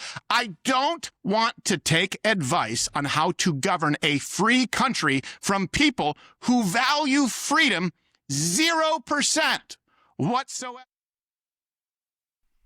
And that's the kicker. That freedom is one of the biggest things that people value. And that when you're living in a country that literally locks people in jail for memes, right, or for distributing certain stickers or whatever, like in the case of Sam Melly, I believe he was just designing the stickers. As far as I know, I think he might have been putting them in places as well, but essentially just designing stickers to the effect of White Lives Matter, right? When we're jailing people for things like this, ladies and gentlemen, we have no leg to stand on to tell the rest of the world, especially the US, how to conduct itself. And you want to go on about tyranny. You're going to go about tyranny, look no further than your own prime minister, and they call it a king. It's more, if you look at it, at least in my opinion, a grand mufti. Look no further than your own grand mufti when your king is giving addresses, right, and starts off with Arabic. That's like even worse, at least in terms of being in Britain, than having a king, right? If you're an anti-monarchist, which okay, we can debate monarchy versus not monarchy and whatever else, right? Can have debates on what system is best, right? But not jailing people for jokes and not jailing people for memes is usually a good start.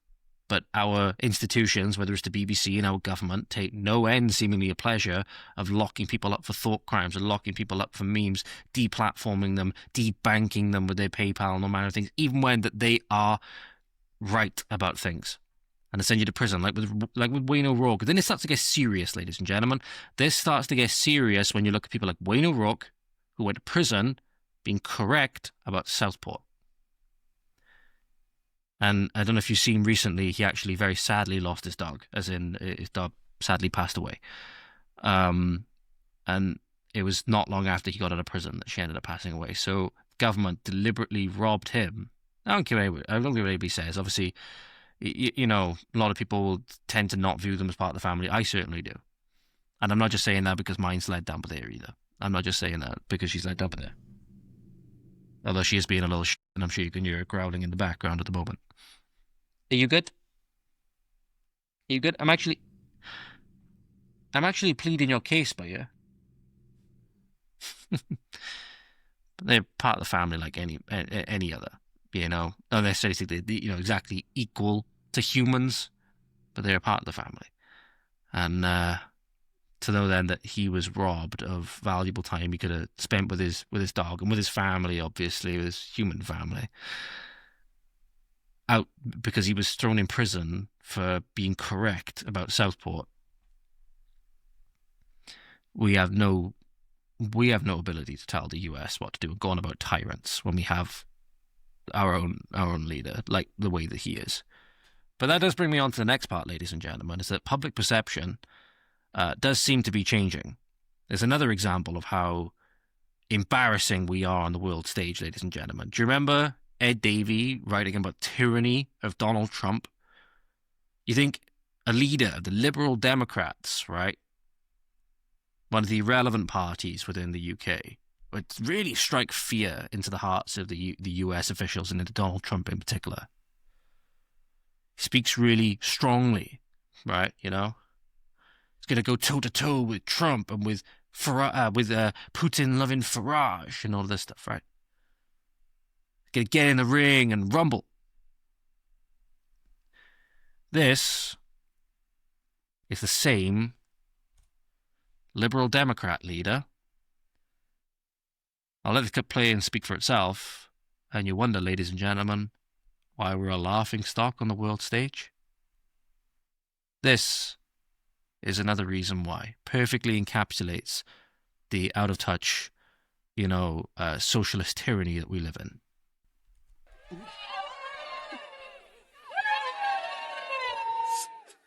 It's killing me. Woo! Woo! Oh.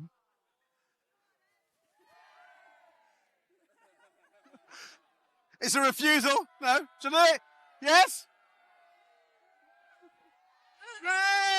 This is Ed Davey on a hobby horse, for those of you who are wondering. Blue. We're going straight through. Overweight, middle-aged man pretending he's riding a horse. In fact, I'm going to bring this one back because this is particularly telling. When he gets to this one, as you'll see here, ladies and gentlemen, when he gets to this one, he says, "We got a refusal."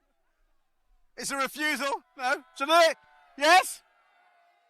He's pretending that the horse is not going to jump over the thing, but obviously the horse is not real. Straight through.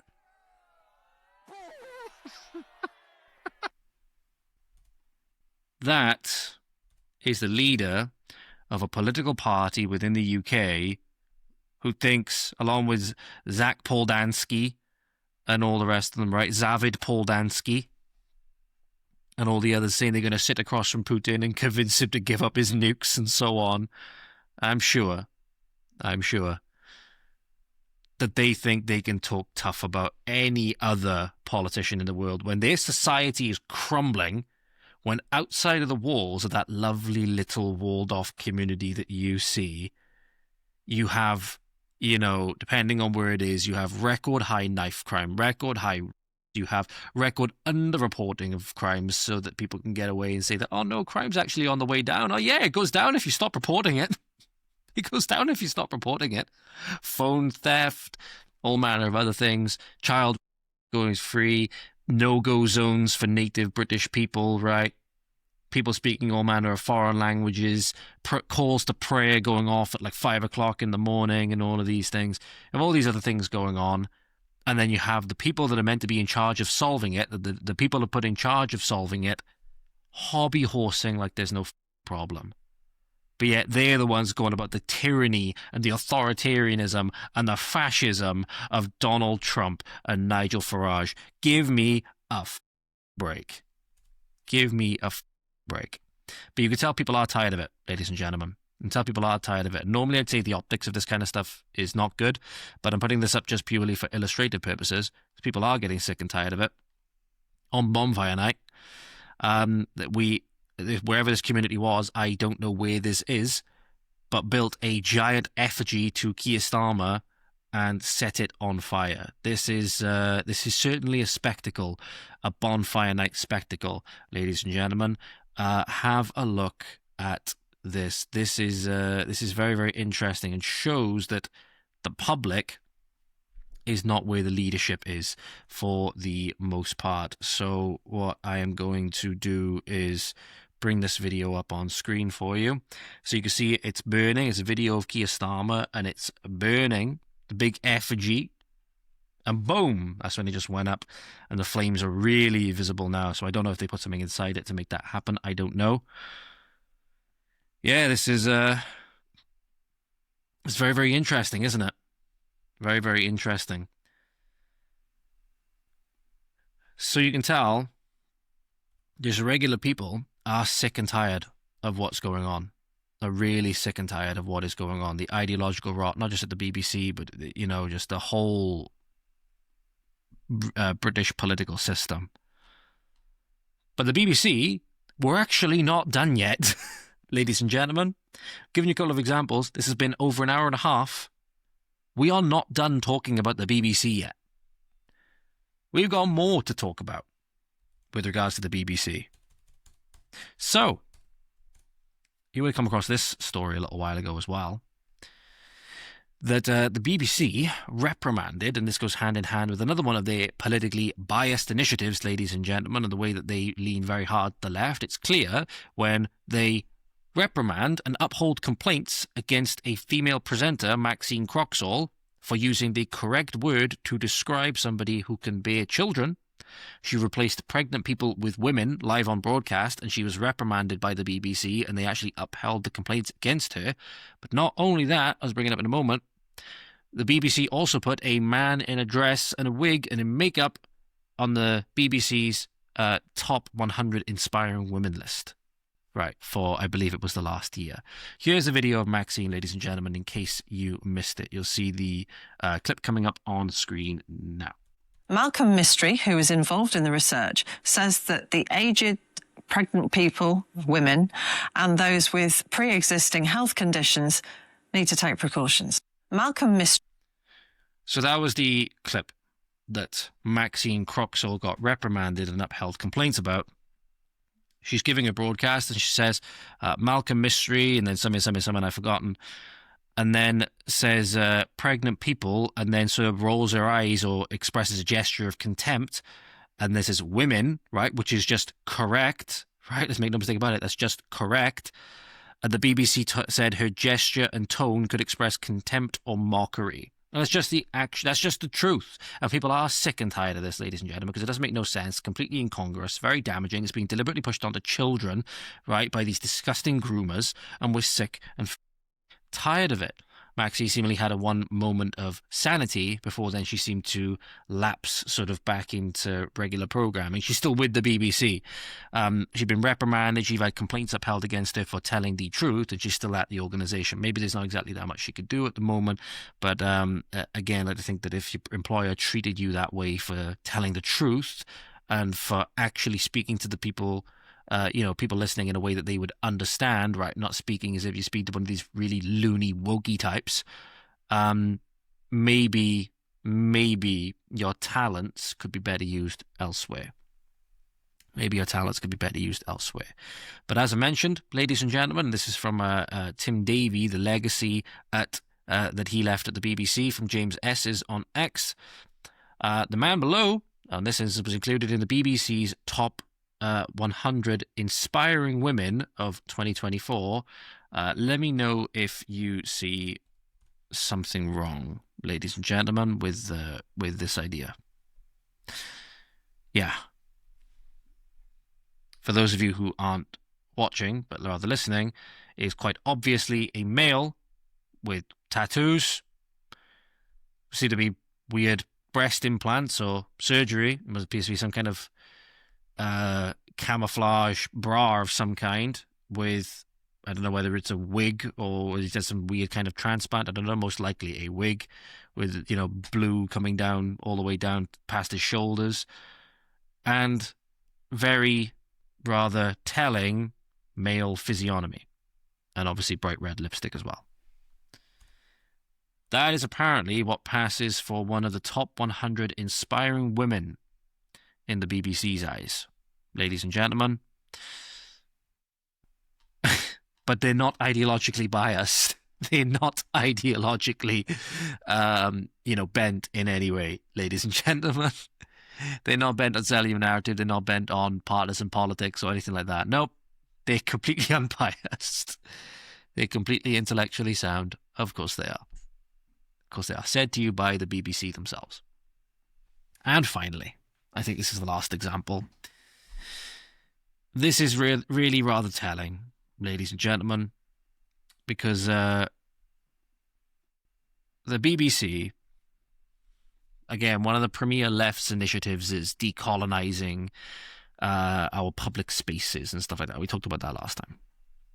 Well, it seems that obviously that would be an initiative many of the BBC would support, being very hard left-wing type. So that seems to be apparent, at least until it comes to one thing in particular, which appears to be one statue that exists outside the BBC. I'm going to pull it up on screen for you now. Had to edit it for what will soon become obvious reasons. The reason this is important, ladies and gentlemen, is that the BBC paid for the upkeep and repairs and restoration of this statue, which is a statue, supposedly, of Prospero and Ariel from a work of Shakespeare. And it was a statue that was sculpted in the early 1900s by a man by the name of Eric Gill, or Eric Gill. And it's a controversial statue when you look into who Eric Gill or Eric Gill was. So, let me bring this up on screen for you. Let me see if I can bring this up on screen a moment. So, this, coming up on screen for you in a moment, is the statue in question. Now, I've covered up one of the rather obvious bits, ladies and gentlemen, which, well, would seemingly need to be covered up, right? Obviously, outside the BBC, it is not covered up. But it is a image of a man in what appears to be a shawl with long hair and what we can presume is a beard, holding behind a young boy, holding him by the arm, it would seem, with the young boy's arms sort of splayed out sort of like this, as if he's kind of doing like a weird kind of front double bicep, and appears to have some kind of recorder in the kid's right hand or something like it. And obviously the kid's junk is completely exposed. Obviously that's, nudity in statues is not an unheard of thing, right? Nudity in statues is not an unheard of thing by any means. You have Michelangelo's David, and you even have a couple of other types of statues that have nudity, which people have in their gardens, right? It's weird that it's a child, obviously, but I'm not familiar with the Shakespeare work. Maybe it's, actually accurate to do with something in the Shakespeare story, right? In this play or whatever. I don't know.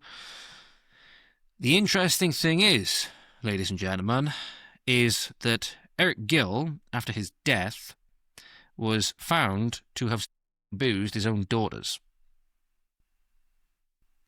which is obviously a very heinous crime. But the BBC have, not elected to do anything about the statue for all the talk of, decolonizing or whatever public spaces. Think maybe this is a good one to start with, but no, they force you to pay for the BBC so that they can do upkeep on these statues and keep the statue in good upkeep so they can feed your kids with more of this degenerate filth, which they do through all of their programming, right? And all of the other leftist initiatives like LGBT and trying to castrate the children and all this stuff, preying on them in very similar ways and grooming them in all the telltale ways. His diaries revealed shortly after his death in 1940 that he had abused his daughters. Apparently, the corporation in no way condones Gill's abusive behavior, but it draws a line between the actions of Gill and the statues of these artworks. But if there's no way, for example, for us with our statues, which obviously we've seen in America, what decolonization means is taking down statues and making them into disgusting monstrosities like they did with just a random lady in New York, right? Like they did with Alfred Kinsey. They created a statue to a degenerate paedophile, Alfred Kinsey, right, in one of the university campuses. Told that we can't divorce the meaning from statues. Well, when it's the left's initiatives, we can divorce the meaning and divorce the implications of the creator and the implications of the time, whatever else, from the work itself, unless it's obviously on the other side of politics, unless it's obviously Robert E. Lee, in which his statue must be torn down because he was part of the Confederacy. And obviously the main thing with regards to the American Civil War was it was about secession. It didn't necessarily become about emancipation until much later on, right, when Abraham Lincoln made the Emancipation Proclamation. The Civil War was already underway at that point. So the Civil War was not started on grounds of emancipation. That came later. It was a war between the two American sides, the Confederacy and the Union, over whether the Confederacy could secede from the Union and break off from the Union. That's what it was, and that's why it was brother against brother. And that's why a lot of Americans still revere that statue and still revere Robert E. Lee as an amazing American military general, because that's ultimately what he was.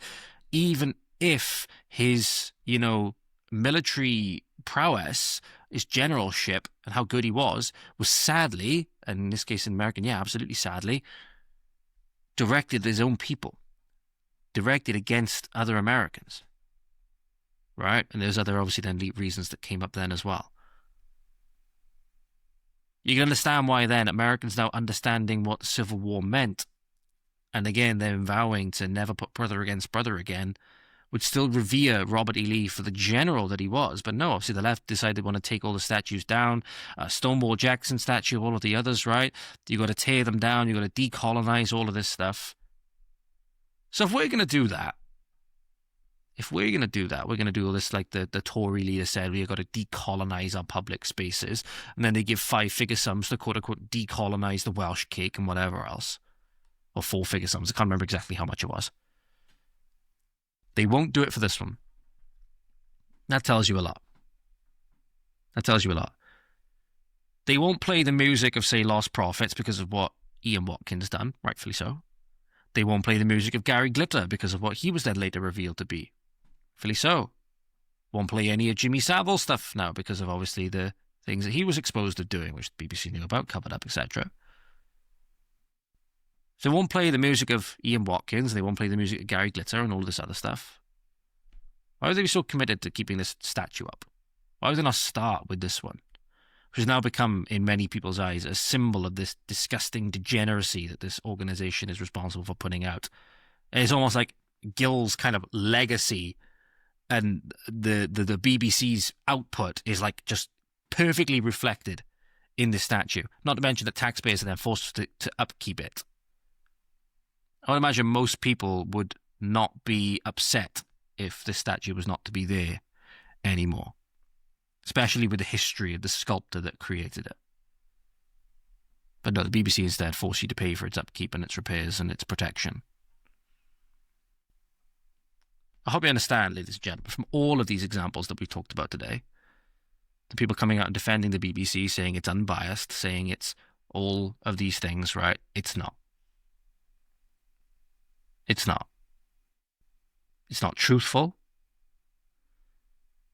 It's not independent. It's not strong. So people are leaving MSM for podcasts like there's no tomorrow. A lot of people go to podcasts now to get their information and other types of talk shows. All right? A lot of it is making us a laughingstock on the world stage, and is completely encapsulated in this last point where it is completely degenerate, anti-British, anti-white, anti-European, anti-Western, socialist, communist filth. That's what the BBC embodies. The question is, do we abolish it, as I've called for many times? Because I don't see anything good about state propaganda via forced subsidy from British people. I don't see anything good about that. Or do we try and reform it and actually make it into something which would make Britain proud, actually would make it either on the forefront of journalism and integrity and all of these things? But I can't help but think if it's going to be a state broadcaster, it's going to just be pushing state propaganda, whichever way the state would want it to go. And that's going to come with inherent problems, whichever way you look at it. Because it's at the whims of whoever is in power at that time. So anybody says, ladies and gentlemen, that the BBC is impartial, that the BBC is a positive for Britain. We're giving you many examples here of why that is not so. I think what matters at this point is obviously what we do going forward. You've learned so much about the BBC's history and all these other things now. We need to look at going forward now. It's extremely important that we look at it going forward. Right. Now we're going to move on to some other things. There was a couple of other things I wanted to do. So, okay. As I mentioned, update for you, ladies and gentlemen, which you would have likely heard about now anyway. By the time this comes out, the update of this come out a couple of days ago. At the time this will be going out, there was an unprovoked attack in Birmingham, in which a woman, I believe, was stabbed in the neck. I believe it was completely unprovoked attack. Her name was Katie Fox, and she has sadly now lost her life. She was fighting for her life in hospital, and sadly, she ended up losing that fight. So she was murdered. She was murdered. Make no mistake about it. The only difference is now, ladies and gentlemen, the supposed killer, the alleged killer, obviously using alleged because everybody's innocent until proven guilty, has been named as, I'm not really sure how to pronounce his name, but people were speculating based on reports at the time that it was a quote-unquote black British national. It does appear that those reports were accurate, and the only thing we can say at this point, it's another case of where somebody lost their life and remigration could have solved this problem, is Djeison Rafael. I'm not sure if I'm pronouncing his first name right. Maybe you guys will have a better idea than me. It's spelled Djeison Rafael. Appears to be a 21-year-old black British national, whatever that means at this point. Katie Fox was targeted in Smallbrook, Queensway, just outside of the Bullring Shopping Centre, shortly before 9 p.m. Friday. I believe she was stabbed in the neck, and now she's lost her life.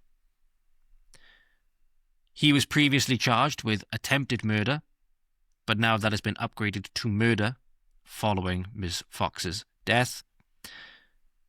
He is also charged with 2 counts of causing actual bodily harm on the 27th of October and the 7th of November, possession of a Stanley blade, and assaulting a detention escort officer. Makes you think, why... presumably these charges would have come before that happened. This is restorative justice in action, because why was he not behind bars? Why was he not behind bars and he was out free to stab Katie Fox in the neck at 9 o'clock that Friday night? If justice had been done, I don't think he would have even been out on the street.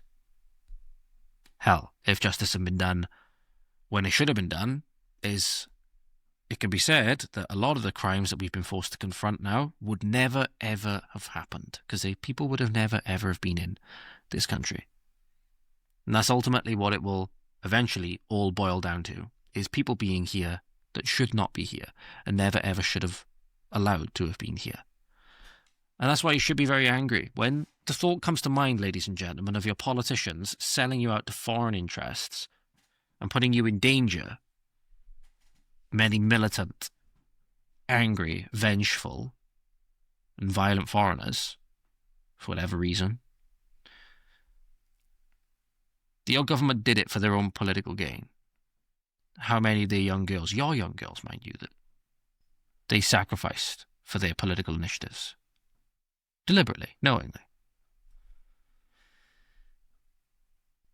Obviously, Katie Fox would still be alive if politicians had done what they were supposed to, even just generations ago. We won't know anything more on this now until the hearing on 12th of November. So we'll see what happens, ladies and gentlemen, but seems to be this is another incident. In this case, a young woman, what seems to be, again, a pattern, losing her life needlessly because of people that had no business being in the country in the first place. They're just wondering how many more is it going to take for people to realize what is coming, because it's hit the cities today. It's hit the English cities and some of our cities today, like Cardiff, Glasgow, and so on. In order to ensure that they cement full control, ladies and gentlemen, full power, they want to make sure that they institute these systems everywhere. Every little town and hamlet, every little election constituency must be rigged in their favour. So this is coming for all of us. Because we are dying out. We're dying out if you look at the birth rates. And our politicians, instead of finding ways to rectify that, instead of making it easier for people to have families, they're actively making it harder. They're hamstringing you more and more and more. Because they want this. It's by design. They want their foreign, more politically cooperative voting bloc, rather than their own citizens and their own people, whom they were charged with doing good by. So if it makes you angry, ladies and gentlemen, that's right, that's how you should be feeling. If it doesn't, it matters what you do with that then. It's okay to feel angry, but it matters what you do with that then. We'll make sure we push it towards real fruitful, good endeavours. If you're not getting angry about this, ladies and gentlemen, you need to have a good long look in the mirror. Maybe you're in a position, again, like in areas like mine where there seems to be signs that it's coming, but nothing really massive has hit us yet. It's coming, ladies and gentlemen. Always tie it back. I need to tie it back to any hatred of one individual over certain independent or uncontrollable characteristics.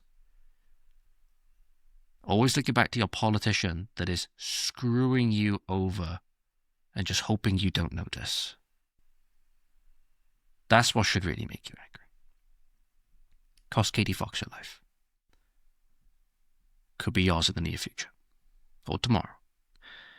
I'll talk about people that don't want to be here, ladies and gentlemen, or we shouldn't want here, and that many ways could say don't want to be here themselves, but they are because they want to take over. Use this example, ladies and gentlemen, and there's so many examples that we can point to, which I will be pointing to as we go. Using areas like Bradford and stuff like that as perfect example, especially with the mayoral representative, which go type in Bradford mayor if you want to understand why that's important.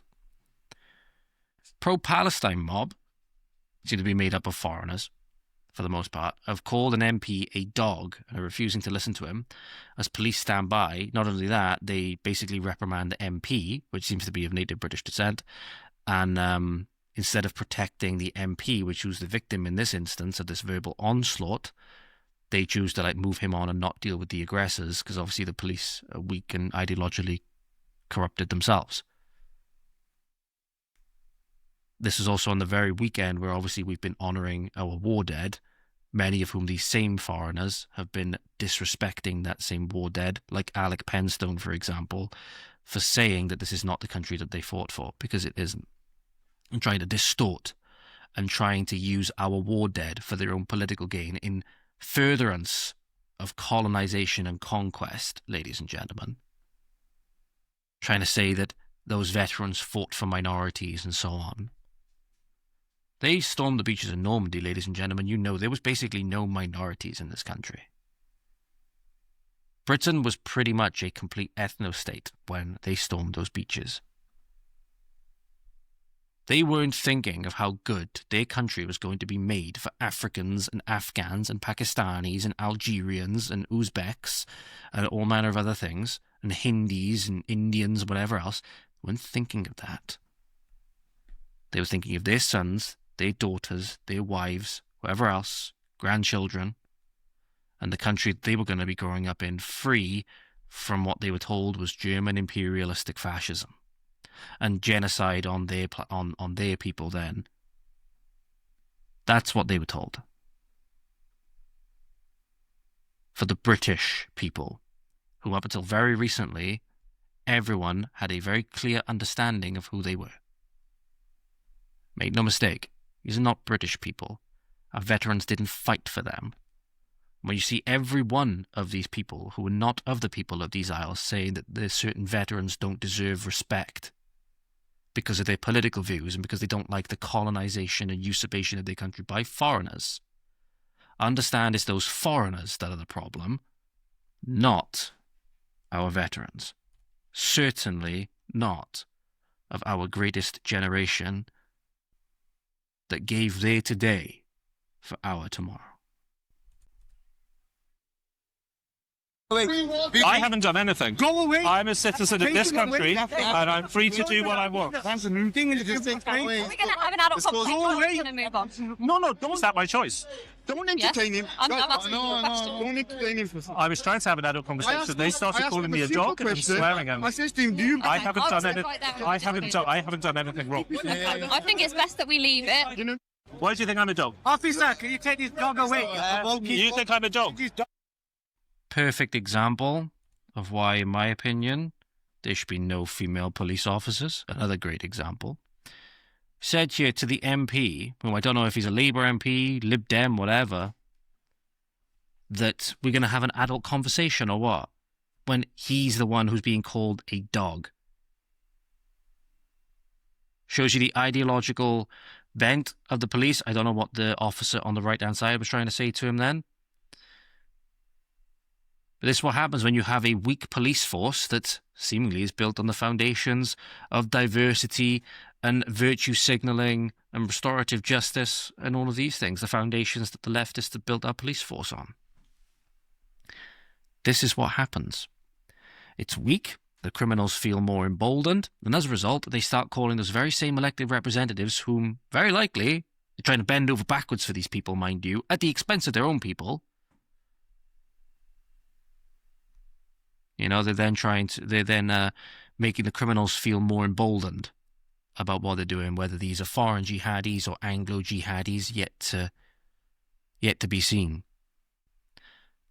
And now you have the MPs who are trying to bend over backwards for these people being dictated to by these people and having their own police force telling them to move on so that the foreigners don't get angry and potentially don't get violent. Such a great success story, this multicultural experiment, isn't it, ladies and gentlemen? Such a great success story. Now, this will be another bit of interesting information for you, ladies and gentlemen. GB News recently published this video, which I bring up on for you now, that again, whenever somebody says that, you can look at it, you still see that whether it's native whites are overrepresented or, that the majority of crime is still committed by, native British people, so that they just scapegoating immigrants and all of these things. Data has been kept secret for obvious reasons, ladies and gentlemen. Some of the data that's recently been released by GB News. Some days, 80% of the sex offenders in Birmingham had foreign names, and 70% in Bradford, with data being deemed to be consistent. Narrative shattering indeed. And the information that we've been gathering over the last 6 weeks, as you said, is startling. It's a real concern because there has been a massive increase in the number of people committing offences and the number of crimes. Now, we know that the analysis based on names is not scientific. We know there's problems with that, but it's the best that we can get at the moment because there's no other data being obtained. And Marcus, in some of your findings are astonishing. On some of the highest days, 80% of the sex offenders in Birmingham had foreign-sounding names, 70% in Bradford. Are you convinced there's a clear link going on here? Well, there is a link. There's no doubt about it because the figures are consistent. We see regularly 25%. And the information. It's a pretty good indicator. Let's face it, if you're reading a list of sex offenders and the list goes something like, I don't know, Mohammed, Kuljinder, Ahmed, Mohammed, whatever else, let's see, and then Jerry, and then Barry, and then Ahmed, Abdul, Ahmed, Mohammed, Kuljinder, and then, I don't know, we'll go, I don't know, Hadush, right? And then maybe you've got Derek or something, or Robert,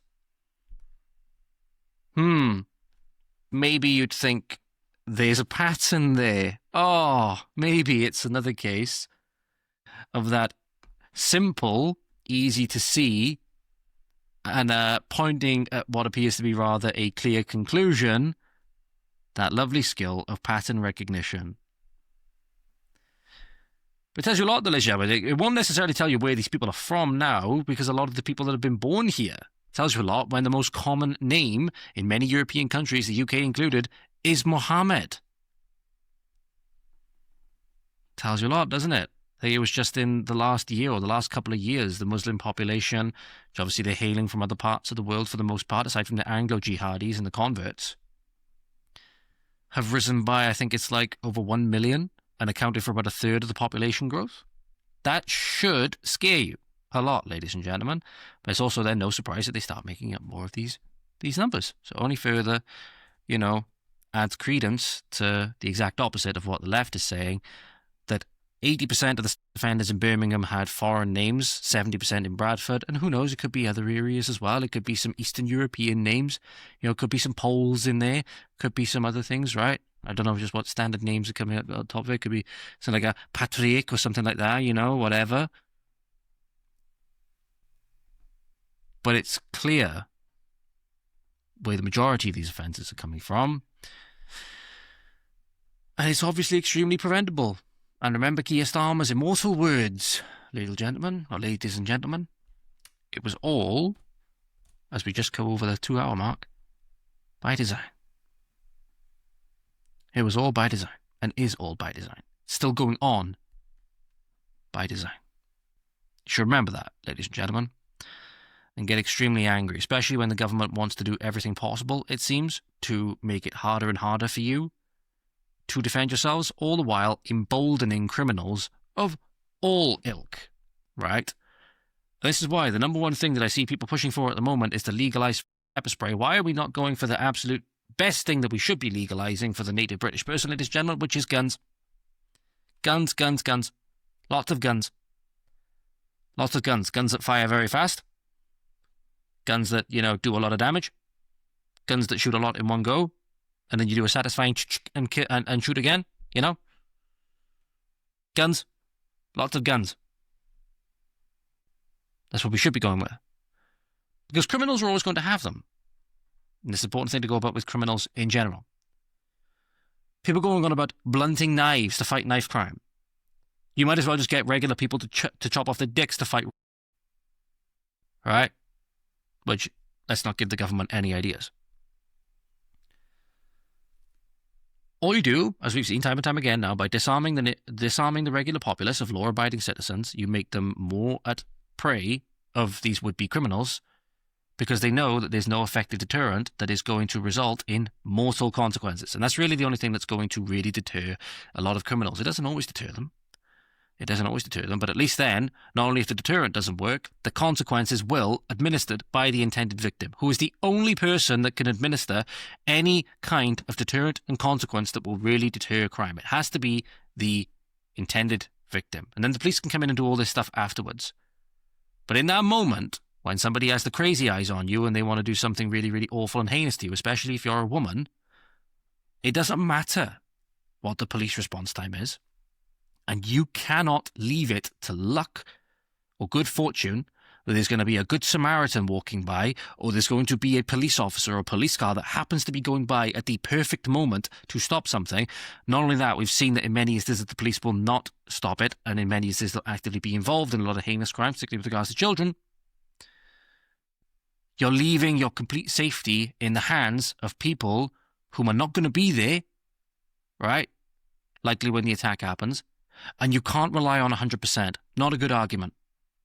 Not a good argument. Well, what can you rely on? A hell of a lot more in that scenario.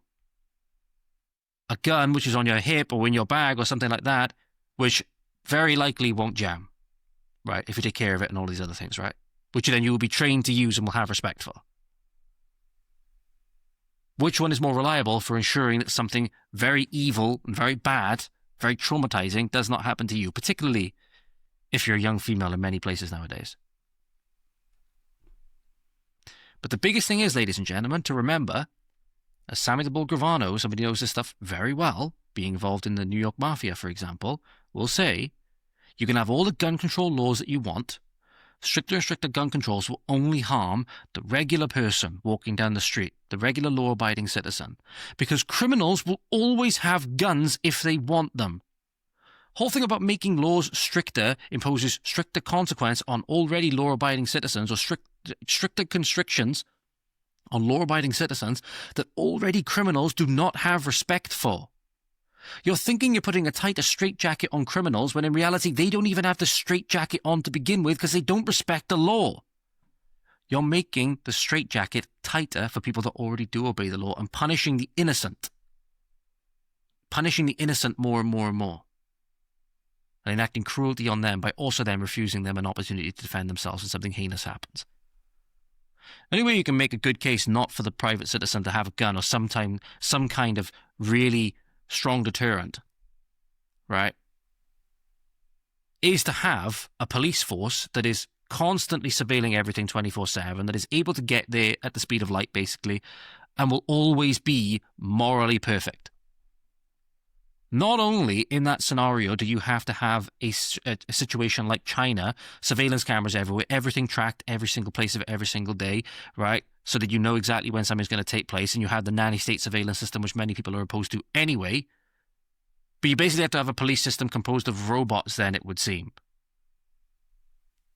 Which are programmed to always act morally somehow, which is pretty much completely impossible. We've seen iRobot, we know how that shit goes.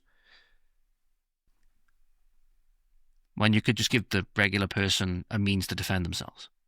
No good reason for them not to have one. You're not going to solve anything with regards to gang gun violence by depriving the native citizen of guns.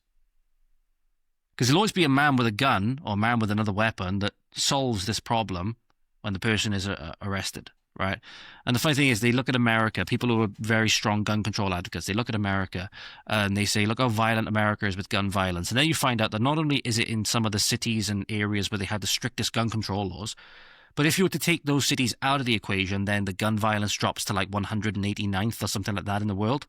So it's just literally those big cities, those areas where they have strong gun control laws that are, funnily enough, the worst places for gun violence and gang or gang activity and all stuff like that. Funny how that works. Funny how that works, isn't it? But it's becoming, very sadly, it's becoming the new normal.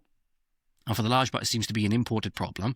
I've spoken before, it actually come up in my conversation with Joe Marsh as well, about the gangs, the rival gangs of Turks or whatever it was that were operating in London that nearly cost a 9-year-old girl her life when she got caught in the crossfire of gang warfare, right? So it's obviously not good. There needs to be stronger things to tackle these gangs. Many of them need to be sent back to wherever the fuck they came from, right? But depriving the native populace, and I would imagine a large part of the violence would be solved, obviously, just by getting rid of people. Just by getting rid of people and sending them on the first flight back home and telling them not to return. Saying that they'll be met with an inexpensive bit of metal if they ever were to return, flying very fast at them. But there's no good reason, I hope people are seeing now, especially when things are more dangerous than ever, for good people not to be armed. Because things like this could happen at any point, and it could be one of those people that's armed and trained, right, with respect to that firearm.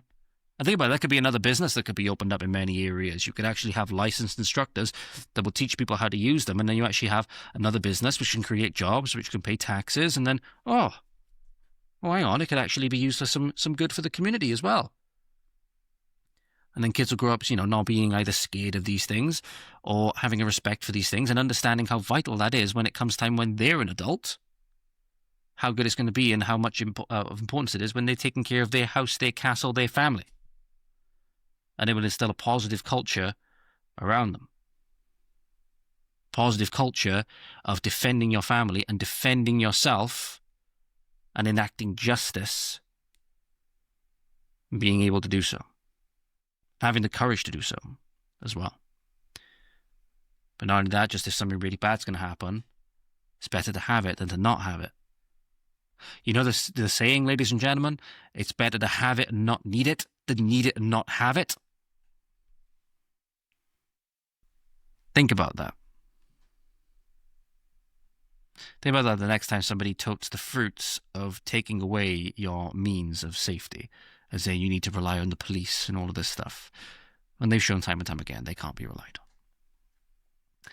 And our judiciary, I just accidentally closed the tab that I wanted to keep open, because obviously I list all my sources in the description. The judiciary is a thing as well, which is something important to talk about, and the overall state of what people get convicted for, arrested, and everything in this country as well. So you'd obviously have a lot less people getting convicted for thought crimes and for speech and all of these things by having a more Second Amendment style culture, if you will. Joey Barton found that out the hard way. So Joey Barton, not exactly a great guy from what I understand. I don't know the guy personally. He's a famous ex-footballer, if you don't know. Been in quite a lot of legal hot water a lot of the time, I think. But one of the things he's in legal hot water for at the moment is, I believe, comments he made around a female football pundit, two of them in particular, in which case he made some distasteful comparisons, as far as I'm aware, and said they basically shouldn't be commentating on the men's game and all of this stuff. And obviously, you have people that agree with him, you have people that disagree. The wider conversation is around DEI and people being pushed, women being pushed into positions where they don't belong, or anybody of any characteristic other than merit being pushed into positions where they don't belong, right? And obviously very critical of DEI in the way that it's been implemented, and obviously America having an extremely problem with that, where you have all of a sudden, big DEI push and planes falling out of the sky and doors falling off planes and all of this other stuff, right? But again, a workforce in terms of competence, in terms of it being good at what they do, and in terms of people being the right fit for the job, is not built on diversity. It's built on competence, obviously. Clues in the how I said it there. And Joey Barton has now been convicted of targeting pundits Eni Aluko and Lucy Ward, and broadcaster Jeremy Vine with what have been deemed as grossly offensive messages. And this exchange on Good Morning Britain, I believe it was, and this might get taken down as well, so you might have to go to one of the other places to see this, because odds are this will get taken down as well. I'll play the clip and we'll see if it gets uploaded or not. The gross offensive messages, in particular to Jeremy Vine, were calling him a bike nonce, of all things. And these people tried to insinuate that he did actually call him, tried to associate him with. Nonce is one of those weird words. British can tell when it's being used in a joke context or not. When it's used in not a joke context, it's very serious. When it's used in a joke context, it's not so serious, right? And bike nonce in this instance is Jeremy Vine constantly going on about cycle lanes and being a, pretentious cyclist, one of those annoying, pretentious cyclists. And as a result, just as a matter of insult and as a matter to poke fun at him, Joey Barton called him a bike nonce, right? In no way insinuating that he was an actual, right? Just saying he's, getting a bee in his bonnet and he's being uptight about things and, not exactly the best choice of words. But again, people are now making a mountain out of a molehill because there was no association with actual there, which, yes, the word can be used to denote that. Another thing he did was talking about Eni Aluko, whom I believe doesn't exactly have the best reputation as a football pundit, doesn't exactly get a lot of things right as far as I know, makes a lot of mistakes. Should be accused of basically not knowing how to do basic math on things. And a lot of people then have been on social media harassing her about these things. And it just goes to show, when you push people into positions where they don't belong because of diversity and because of whatever else, you put them at jeopardy as well. I spoke about that even as lesser concern with John Carr when he talked about people being pushed, women being pushed into the military despite them not being able to meet the standards, purely for diversity reasons and purely for more insidious reasons, which are to put loyalists in positions of power. And not only that, then, not only does it weaken the institution, not only does it weaken the entire team and the entire apparatus and make it look silly, it also puts that person in a really awful position as well, because they're in a position they shouldn't be because they're not competent enough for it and they're not built for it. Their talents or whatever could be used elsewhere. Maybe they're just not fit for that position. Simple as that. Then, because he made these comments, and he did make some really... well, you could say distasteful towards Eni Aluko and Lucy Ward, right, after they clapped back and stuff like that at Joey, when he compared them, which again you can argue very distastefully, to Fred and Rose West, not directly, but he said, I believe this is in reference to Lucy Ward and Eni Aluko. How is she even talking about men's football? And the ITV football status has been taken down, so I don't know what this was in response to. This was January last year. She can't even kick a ball properly. Your coverage of the game EFC last night took it to a new low. Eni Aluko and Lucy Ward, the Fred and Rose West of football commentary. Now, Fred and Rose West, for those who don't know, were prolific, I believe, child and murderers.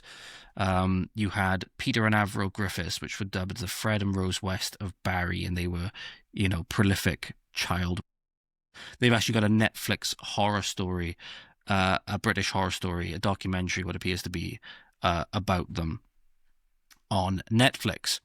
So you have Frederick Walter Stephen West, for example, English serial killer who committed at least 12 murders between 1967 and 1987 in Gloucestershire, England, the majority with his second wife, Rose West. The victims were young girls and women.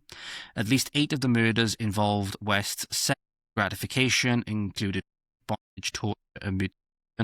The victims' dismembered bodies were typically buried in the cellar or garden of the West residence in Gloucester, which became known as the House of Horrors. So there's a little bit of information for you. But I bring this up because it's important to clarify one thing, ladies and gentlemen, with, in my opinion, this absolute car crash of what was an interview with Eni Aluko on Good Morning Britain. So don't be surprised, ladies and gentlemen, if this ends up getting taken down from YouTube. You might have to go to one of the other outlets to watch this part of the show. Check out this for absolute wrong speak. She means wrong speak, ladies and gentlemen. And obviously she was just saying there about superimposing the head on Fred and Rose West. Very distasteful, but like I said, this is where you're getting in prison for memes now. I showed you that still image of the guy, the BBC presenter, when Stephen then put it as if he was under a black light and it looked like he had a stain here and all stuff like that, right? You could get thrown in prison for that in Britain, and that's one of the big problems. Distasteful, yes. Should it cross over into criminal territory? Should you be prosecuted for it? That's where you cross into really, really murky water. Not going to lie, you're on television. If you're going to be on television, if you're going to put yourself in the public eye, that's part of what you sign up for. That's part of what you sign up for. I've been called all manner of things for my political views and my political takes and things I repost. Bear in mind, I've been called heinous things for things that I repost on social media, not just things that I post. It's part and parcel. It's part and parcel at this point. Again, Joey Barton has a very large following, however. If his fan base is going over and abusing her and all of this stuff, it's not good. Shouldn't be in any way condoned or whatever, and everybody who done it should be condemned in that regard. But it all depends then. Are they just pointing out what your flaws are? Are they just saying you're rubbish, right? Or is it actually a targeted harassment campaign? But we're talking now about being criminalization for, images, memes, and words. That's what we're talking about, which is where the real problems lie. To say that people are going to believe it, ladies and gentlemen, the comparisons to the worst serial killers imaginable is either a gross insult to the intelligence of the British person, or say that they are so bad, so racist, so whatever term you want to use, that they are then going to peddle this notion that she is in any way comparable to Fred and Rose West. Obviously, most people in the UK knowing exactly who Fred and Rose West are. More importantly, ladies and gentlemen, what they look like. Knowing as well that Fred and Rose West, last I checked, at least Fred is anyway, and Fred is a man, you need reminding, he's dead. And he died a long time ago. Right? I believe both these people died a long time ago. But in case you wondered, ladies and gentlemen, this, bring it up on screen for you now, is what Fred and Rose West look like. Nobody is going to be mistaking Eni Aluko for Fred and Rose West.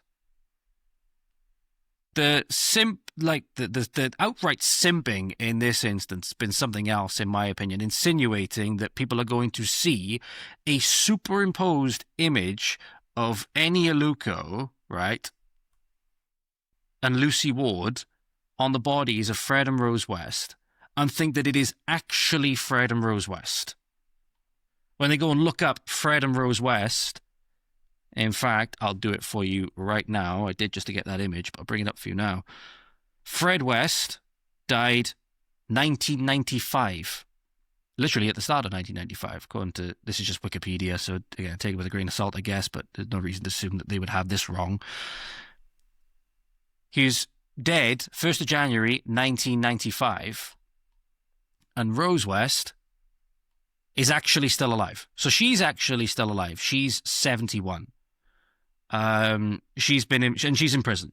She's in prison. She's given a whole life order. Whole life order. I don't believe she's ever been released. Let me have a look. Let me just check to see if she's been released. Apparently, in 2019, she was transferred to HM Prison, New Hall in West Yorkshire. It was reported the transfer had taken place after serial killer Joanna Dennehy, who had been just transferred to Low Newton, had threatened to kill Rose, although official sources stated that reports were untrue. So that's just from Wikipedia, ladies and gentlemen, so maybe you'll have more down below. But again, point being, Fred is dead and died 30 years ago, nearly 31 years ago, and Rose is in prison. Nobody is going to be mistaking any Luco for that. So that assertion is just complete and utter tosh, right? And I think the whole thing with regards to this and how much this has come down on Joey Barton is complete tosh. There's other things he's been involved in which you could make criminal cases for. Apparently, either assault or something on his ex-wife or something like that. And, you know, if there's criminal activity that's been committed there, yeah, absolutely, serving the penalty that he's due. But this is criminalization for speech and meme making. Distasteful meme making, you can say. But where do we draw the line that is grossly offensive so that it warrants prosecution?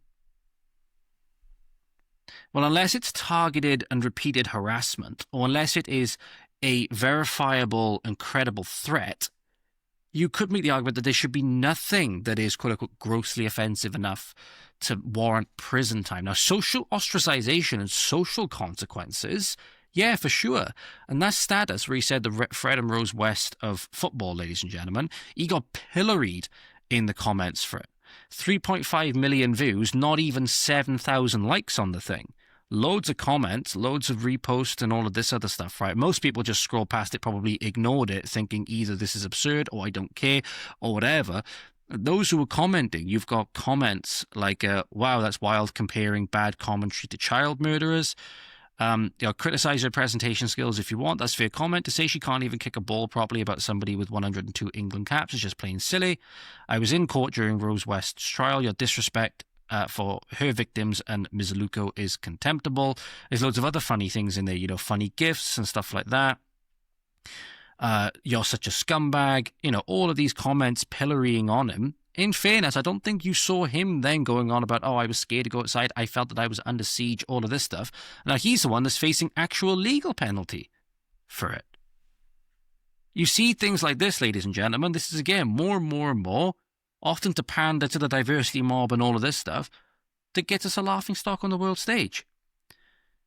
In reality, when you look at some of Joey Barton's response, it does seem that he didn't want any of this to sort of go this far, at the very least, it would seem, in responding to the controversy or the stuff on his podcast. He was much more measured in talking about it, saying that she just shouldn't be commenting on the women's game, and there was just a lot of they just didn't like her commentary. And if you're going to make the mistakes that she seemed to be making, I don't know the mistakes that she seemed to be making. I'm going to stress that now. He never seemed to have wanted any of this to happen, but he can't necessarily be blamed for the actions of his followers in this way, you know, because he didn't necessarily call for harassment campaigns against her or anything like that. It's public beef, and people are going to say silly things, and you do have the odd frigging psychopath out there, which, yeah, she might have had reason to be scared, right? Especially with the size of Joey Barton's audience, and that's why you can say, again, maybe he should have conducted himself a little bit better, but to criminalize him for it, you have to be careful with this precedent that we've become accustomed to in the UK, but is a really, really bad precedent. And as I said, people the world over are now laughing at us because of it. But here's some of the things he had to say about it in a response on the Common Sense podcast, which you can find You can find this clip linked down below. Even Enia Lujo this week saying she was scared to go out the house. I mean, you know, we'll have to take that at face value, and I think she's a been a really good women's footballer. But let's be honest, she shouldn't be talking about the men's game. She's had ample opportunity, and she's not got better. For me today to say this week in the video, a peer group is saying to her she's doing really well. I'm like, okay, well, it's not her fault. She's clearly not getting the correct training to help her get better, or the correct constructive feedback loops. So actually don't blame me, and I don't blame any of the girls. But if I'm an advocate for men's mental health, and I'm talking to champion men's mental health causes and going hiking, well, we've got to think about young women's mental health as well. It can't be beneficial to these young ex-women footballers to be in positions and having to shut down their social media feeds for the amount of abuse they're getting for not knowing their onions. Now, the lads can't but not have a go at them if you don't know your onions, if you can't count, if you can't do basic arithmetic. He really has. He's the top scorer for Brazil over the last 2 years. He's got a great record, 19 goals in 40 appearances. Do the math on that. It's one goal a game, pretty much. He's already... And if you can't describe what loads of lads are actually seeing, then they're going to get frustrated and they're going to say stupid stuff on social media. And I don't think it's fair on the girls, but they should not be in that position for it to happen. So who's the responsibility lie on? Does it lie on the social media networks to block out the noise? Does it lie on the broadcaster to take these people off the screens? I suppose then it all depends on where the public sentiment is, because if, as he said there, does it lie on the social media networks to block out the noise? Well, that is being censorious, and that is potentially infringing on people's right to speech and so on, depending on how they do it. Right? Does it lie on the broadcaster? Well, yeah, you could say. There's also individual culpability, right? Individual culpability for the things that Joey Barton said, even if we say that he shouldn't have suffered criminal penalty for it or been loaded through the courts for it and suffered financial penalty and all of this stuff. Say that he should have suffered social consequences, which it seems that he absolutely did. He got pilloried for it in many ways, it would seem. And then you have... the broadcaster, that's what the damage that all of these DEI initiatives have done, putting people in places where they really shouldn't be. And then when people don't like it, they call, racist, they call this, they call that, and then they go down the legal route and all these other things. And then again, it harms the actual person that's supposedly benefiting from it as well, because they are then at the forefront of this abuse from being in a position where they shouldn't have been. So I think he's right on that. He's right on that, even if a lot of the other things he said are quite distasteful, right? And really shouldn't have been said. But should they have been prosecuted? Should they have been prosecuted? I don't think I've seen anything egregious enough, and I did talk about this before, but I was going to cut the segment because I don't think I'd seen enough about it.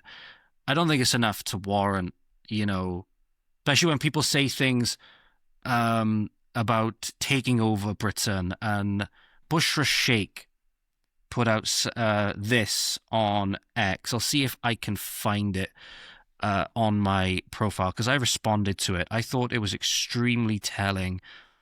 It was extremely telling. Bushra Sheikh put up a statement to X and said this: "The day is going to come when racism and anti-Muslim hate will be unanimously despised and condemned in the loudest manner once again in Great Britain.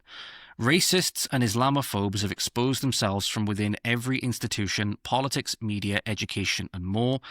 They might think that this is their time of glory, but how wrong are they? Just like anything, the polarization pendulum swings, and it will again. Hate never wins. It seems that they're doing a good job, because they certainly hate us and want to take us over and colonize us, and they seem to be doing a pretty good job. So these people go on about love, they go on about all of this stuff, ladies and gentlemen. They hate us, they hate our way of life. That's why they want to impose ours on it. Which is why thousands of us have prepared, kept receipts, albums full of the hate and lies spewed. Apologies won't cut it, it will be too late. So I cannot wait for the day each and every person who contributed to this vile rhetoric faces consequences. Unemployment, unemployable, complete isolation, and I hope they're left with no option but to off to another country. We'll be better off without them here." That is... Especially where it says, apologies won't cut it, it will be too late, so I cannot wait for the day every single person who contributed to this vile rhetoric faces consequences. Unemployment, unemployable, complete isolation, and I hope that they're left with no option but to off to another country. We'll be better off without them here. That is war rhetoric. ladies and gentlemen. If you're going to imprison anybody for anything, it should be that that is a hostile declaration of war from somebody acting on foreign interest who is of foreign descent herself. And they think that they can say this openly and honestly. They're not going to face any legal consequence for this. God forbid Joey Barton makes a meme that is a bit distasteful. They can say that we openly accept colonization and being conquered, our second-class status, or we leave or we die. That's the way that it's going to be. We leave our homes and let them have them, or we convert by the sword or die. That's what it is. No punishment, no penalty, no whatsoever. They're saying that it's us or them. Nothing to do with this. That's not hateful rhetoric. That's not grossly offensive. The genocidal rhetoric you're seeing here against the native British people is not grossly offensive. But yet a meme saying that someone is the Fred and Rose West of football and superimposing their faces onto these one dead, one imprisoned serial killers, as distasteful as it is worthy of prosecution. Tells you a lot about it, doesn't it? It just so happens that the other person implicated in it, Eni Lugo herself, is a foreigner. It's funny how that works, isn't it? That everything seems to be geared against the British people. Remember, it's England today, ladies and gentlemen. It's everywhere else tomorrow. Please remember that. And finally, one last thing, ladies and gentlemen, we're going to finish off today. This is an egregious lie that was told to us, which needs to be talked about. But they're having to release criminals early on 40% of their sentence because prisons are overcrowded and stuff like that. Another lie from the Labour government. Another lie from what appears to be Shabana Mahmood and whoever else the new Justice Secretary is. I think it's David Lammy now. They're saying they need to let people out early, disgusting and whatever else because of overcrowding to make room for all the thought criminals and stuff like that. Well, they can't even keep that story straight, ladies and gentlemen. They cannot even stick to that one narrative and stick to that one lie because it's now been exposed that not only are the prisons not full, many of them seem to not even be at half capacity or just over half capacity. They say we need to release these violent prisoners early because prisons are going to overcrowd. When some of these prisons, even ones that have been built to the tunes of hundreds of millions of pounds, these new super prisons and stuff like that, right, are only at half capacity, ladies and gentlemen. So it makes you wonder, if it's not overcrowding, what are they releasing them for? Everything, in my opinion, is going to tie back to obviously doing anything they can to promote digital ID. They're making you deliberately unsafe to promote digital ID under the guise of your safety. Don't be fooled, ladies and gentlemen. Don't have the wool pulled over your eyes. It's not done for your safety. They're deliberately making you unsafe by design. And now for a bombshell expose. Is there a deliberate attempt to create chaos and raise crime in Britain by deep state socialist groups like the Fabians? Because you've been told prisons are full.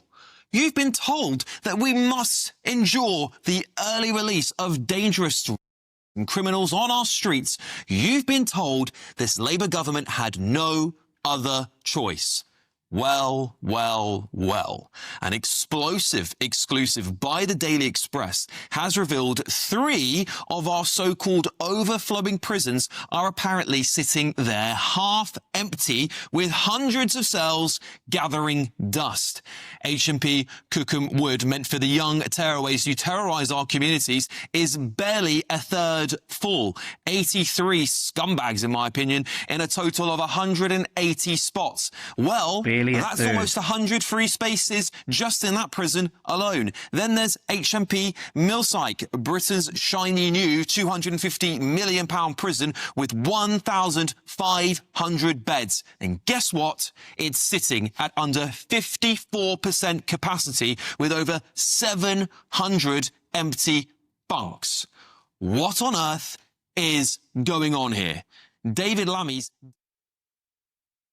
a deliberate ploy, again, to make the British public unsafe so that they can push initiatives designed to increase their safety for their benefit under the guise of further enslaving them to digital slavery, to digital ID, to central bank digital currency. That's what's going on. That's plainly obvious. You look at how many people have been released in the last year alone, and you look at how many of them have been, like, offenders and stuff like that. The vast majority of them have been offenders of the prisoners that have been released. There's been too many for it to be coincidental. There's been far too many for it to be coincidental, ladies and gentlemen. It's not. Make no mistake, the one thing Keir Starmer wasn't lying about is when he said that all of this had been done by design. All of this has been done and is being done by design. He mentioned the group, the Fabians and stuff like that. Yeah, absolutely. I don't think there's any argument against it at this point. The socialist communists at the heart of our government that are destroying the country bit by bit by bit, and have done so in an extremely well-orchestrated, systematic fashion, from doing everything possible to cause the native population birth rate and quality of life to plummet, right? Thinking they need more and more and more and more and more government, bringing in more and more and more and more foreigners as they decline the birth rate more, as impetus to increase more immigration, to give these people more benefits, to enslave their native people more and more and more, to work them to death like they do in Animal Farm, right? That's what we're looking at, ladies and gentlemen. And that's the future of your kids, your grandkids, all of your future descendants if we do nothing, if we just sit back and let it happen. That's why I do the show. That's why we all got to be politically active. That's why we have an obligation to be politically active, ladies and gentlemen. If we're going to have the right to vote, if we're going to have universal suffrage and all of this stuff, well, there's responsibilities that come with that. We might not like it, but there are responsibilities that come with that. One of which is being politically active and being aware of what is going on. And that is why I appreciate you tuning into the show. Just know they're releasing violent criminals from prison, often disgusting rapists and offenders and all the rest of it, straight back into your communities after not even doing 40% of the sentence, under the guise that prisons are full, when a lot of prisons, ladies and gentlemen, are not even half full. There was that one prison he mentioned which wasn't even, or just over like a third full, right? Had like 200 or so beds, I think it was, or like 180 beds, and only about 90 of them were full. Or something like that. I think it was about like 186 and they had like 81 that was full or something like that. It's like about 36% full or something like that. And then you had the new one, Will Psych or whatever, which as far as I know is basically a state of full-on frigging anarchy at the moment. Or at least I saw reports a little while ago saying that it was basically being run by the inmates, not even half full. Fruits of diversity, ladies and gentlemen. Chuck women in positions where they don't belong. Chuck weak men in positions where they don't belong. Pride yourself on being weak and being faux virtuous and being diversity and multicultural. Oh, look how accepting and tolerant we are. And just try to not, notice as your entire society, entire community goes to as generations of children are for racial and religious reasons, as the government doesn't do anything, as they try to cover it up, as they try to obfuscate away from inquiries, as the police join in on it, and all of this degeneracy is normalised through the school system and all of this other stuff. We could go on and on and on and on and on as we could. But it has been nearly 3 hours. I think this is my longest episode to date, if I'm not mistaken. Oh, it's around that time. A lot of news stories to cover, and I know I'm not exactly keeping up well with the frequency that I like to do at the moment, which is why I sort of push a lot of stories into one then. But thank you very much for watching, listening, ladies and gentlemen. Just know that everything here is a concerted effort, if you live in Britain, and if you're a native Briton, that is, to enslave you and ultimately result in your ultimate eradication, which is why it'll be coming up very soon to the rest of the platforms. Just head on over to one of the membership areas and check out my interview with Joe Marsh and get some of the other exclusive content that's in there as well. All right. Thank you very much for watching and listening. Ladies and gentlemen, continue to be active, continue to stay armed and dangerous. Thank you for tuning in to Voice of the Valleys today. Diolch yn fawr, thank you for watching. Have a good morning, afternoon, evening, good night, wherever you are. And we'll see you next time. Hwyl fawr and Godspeed.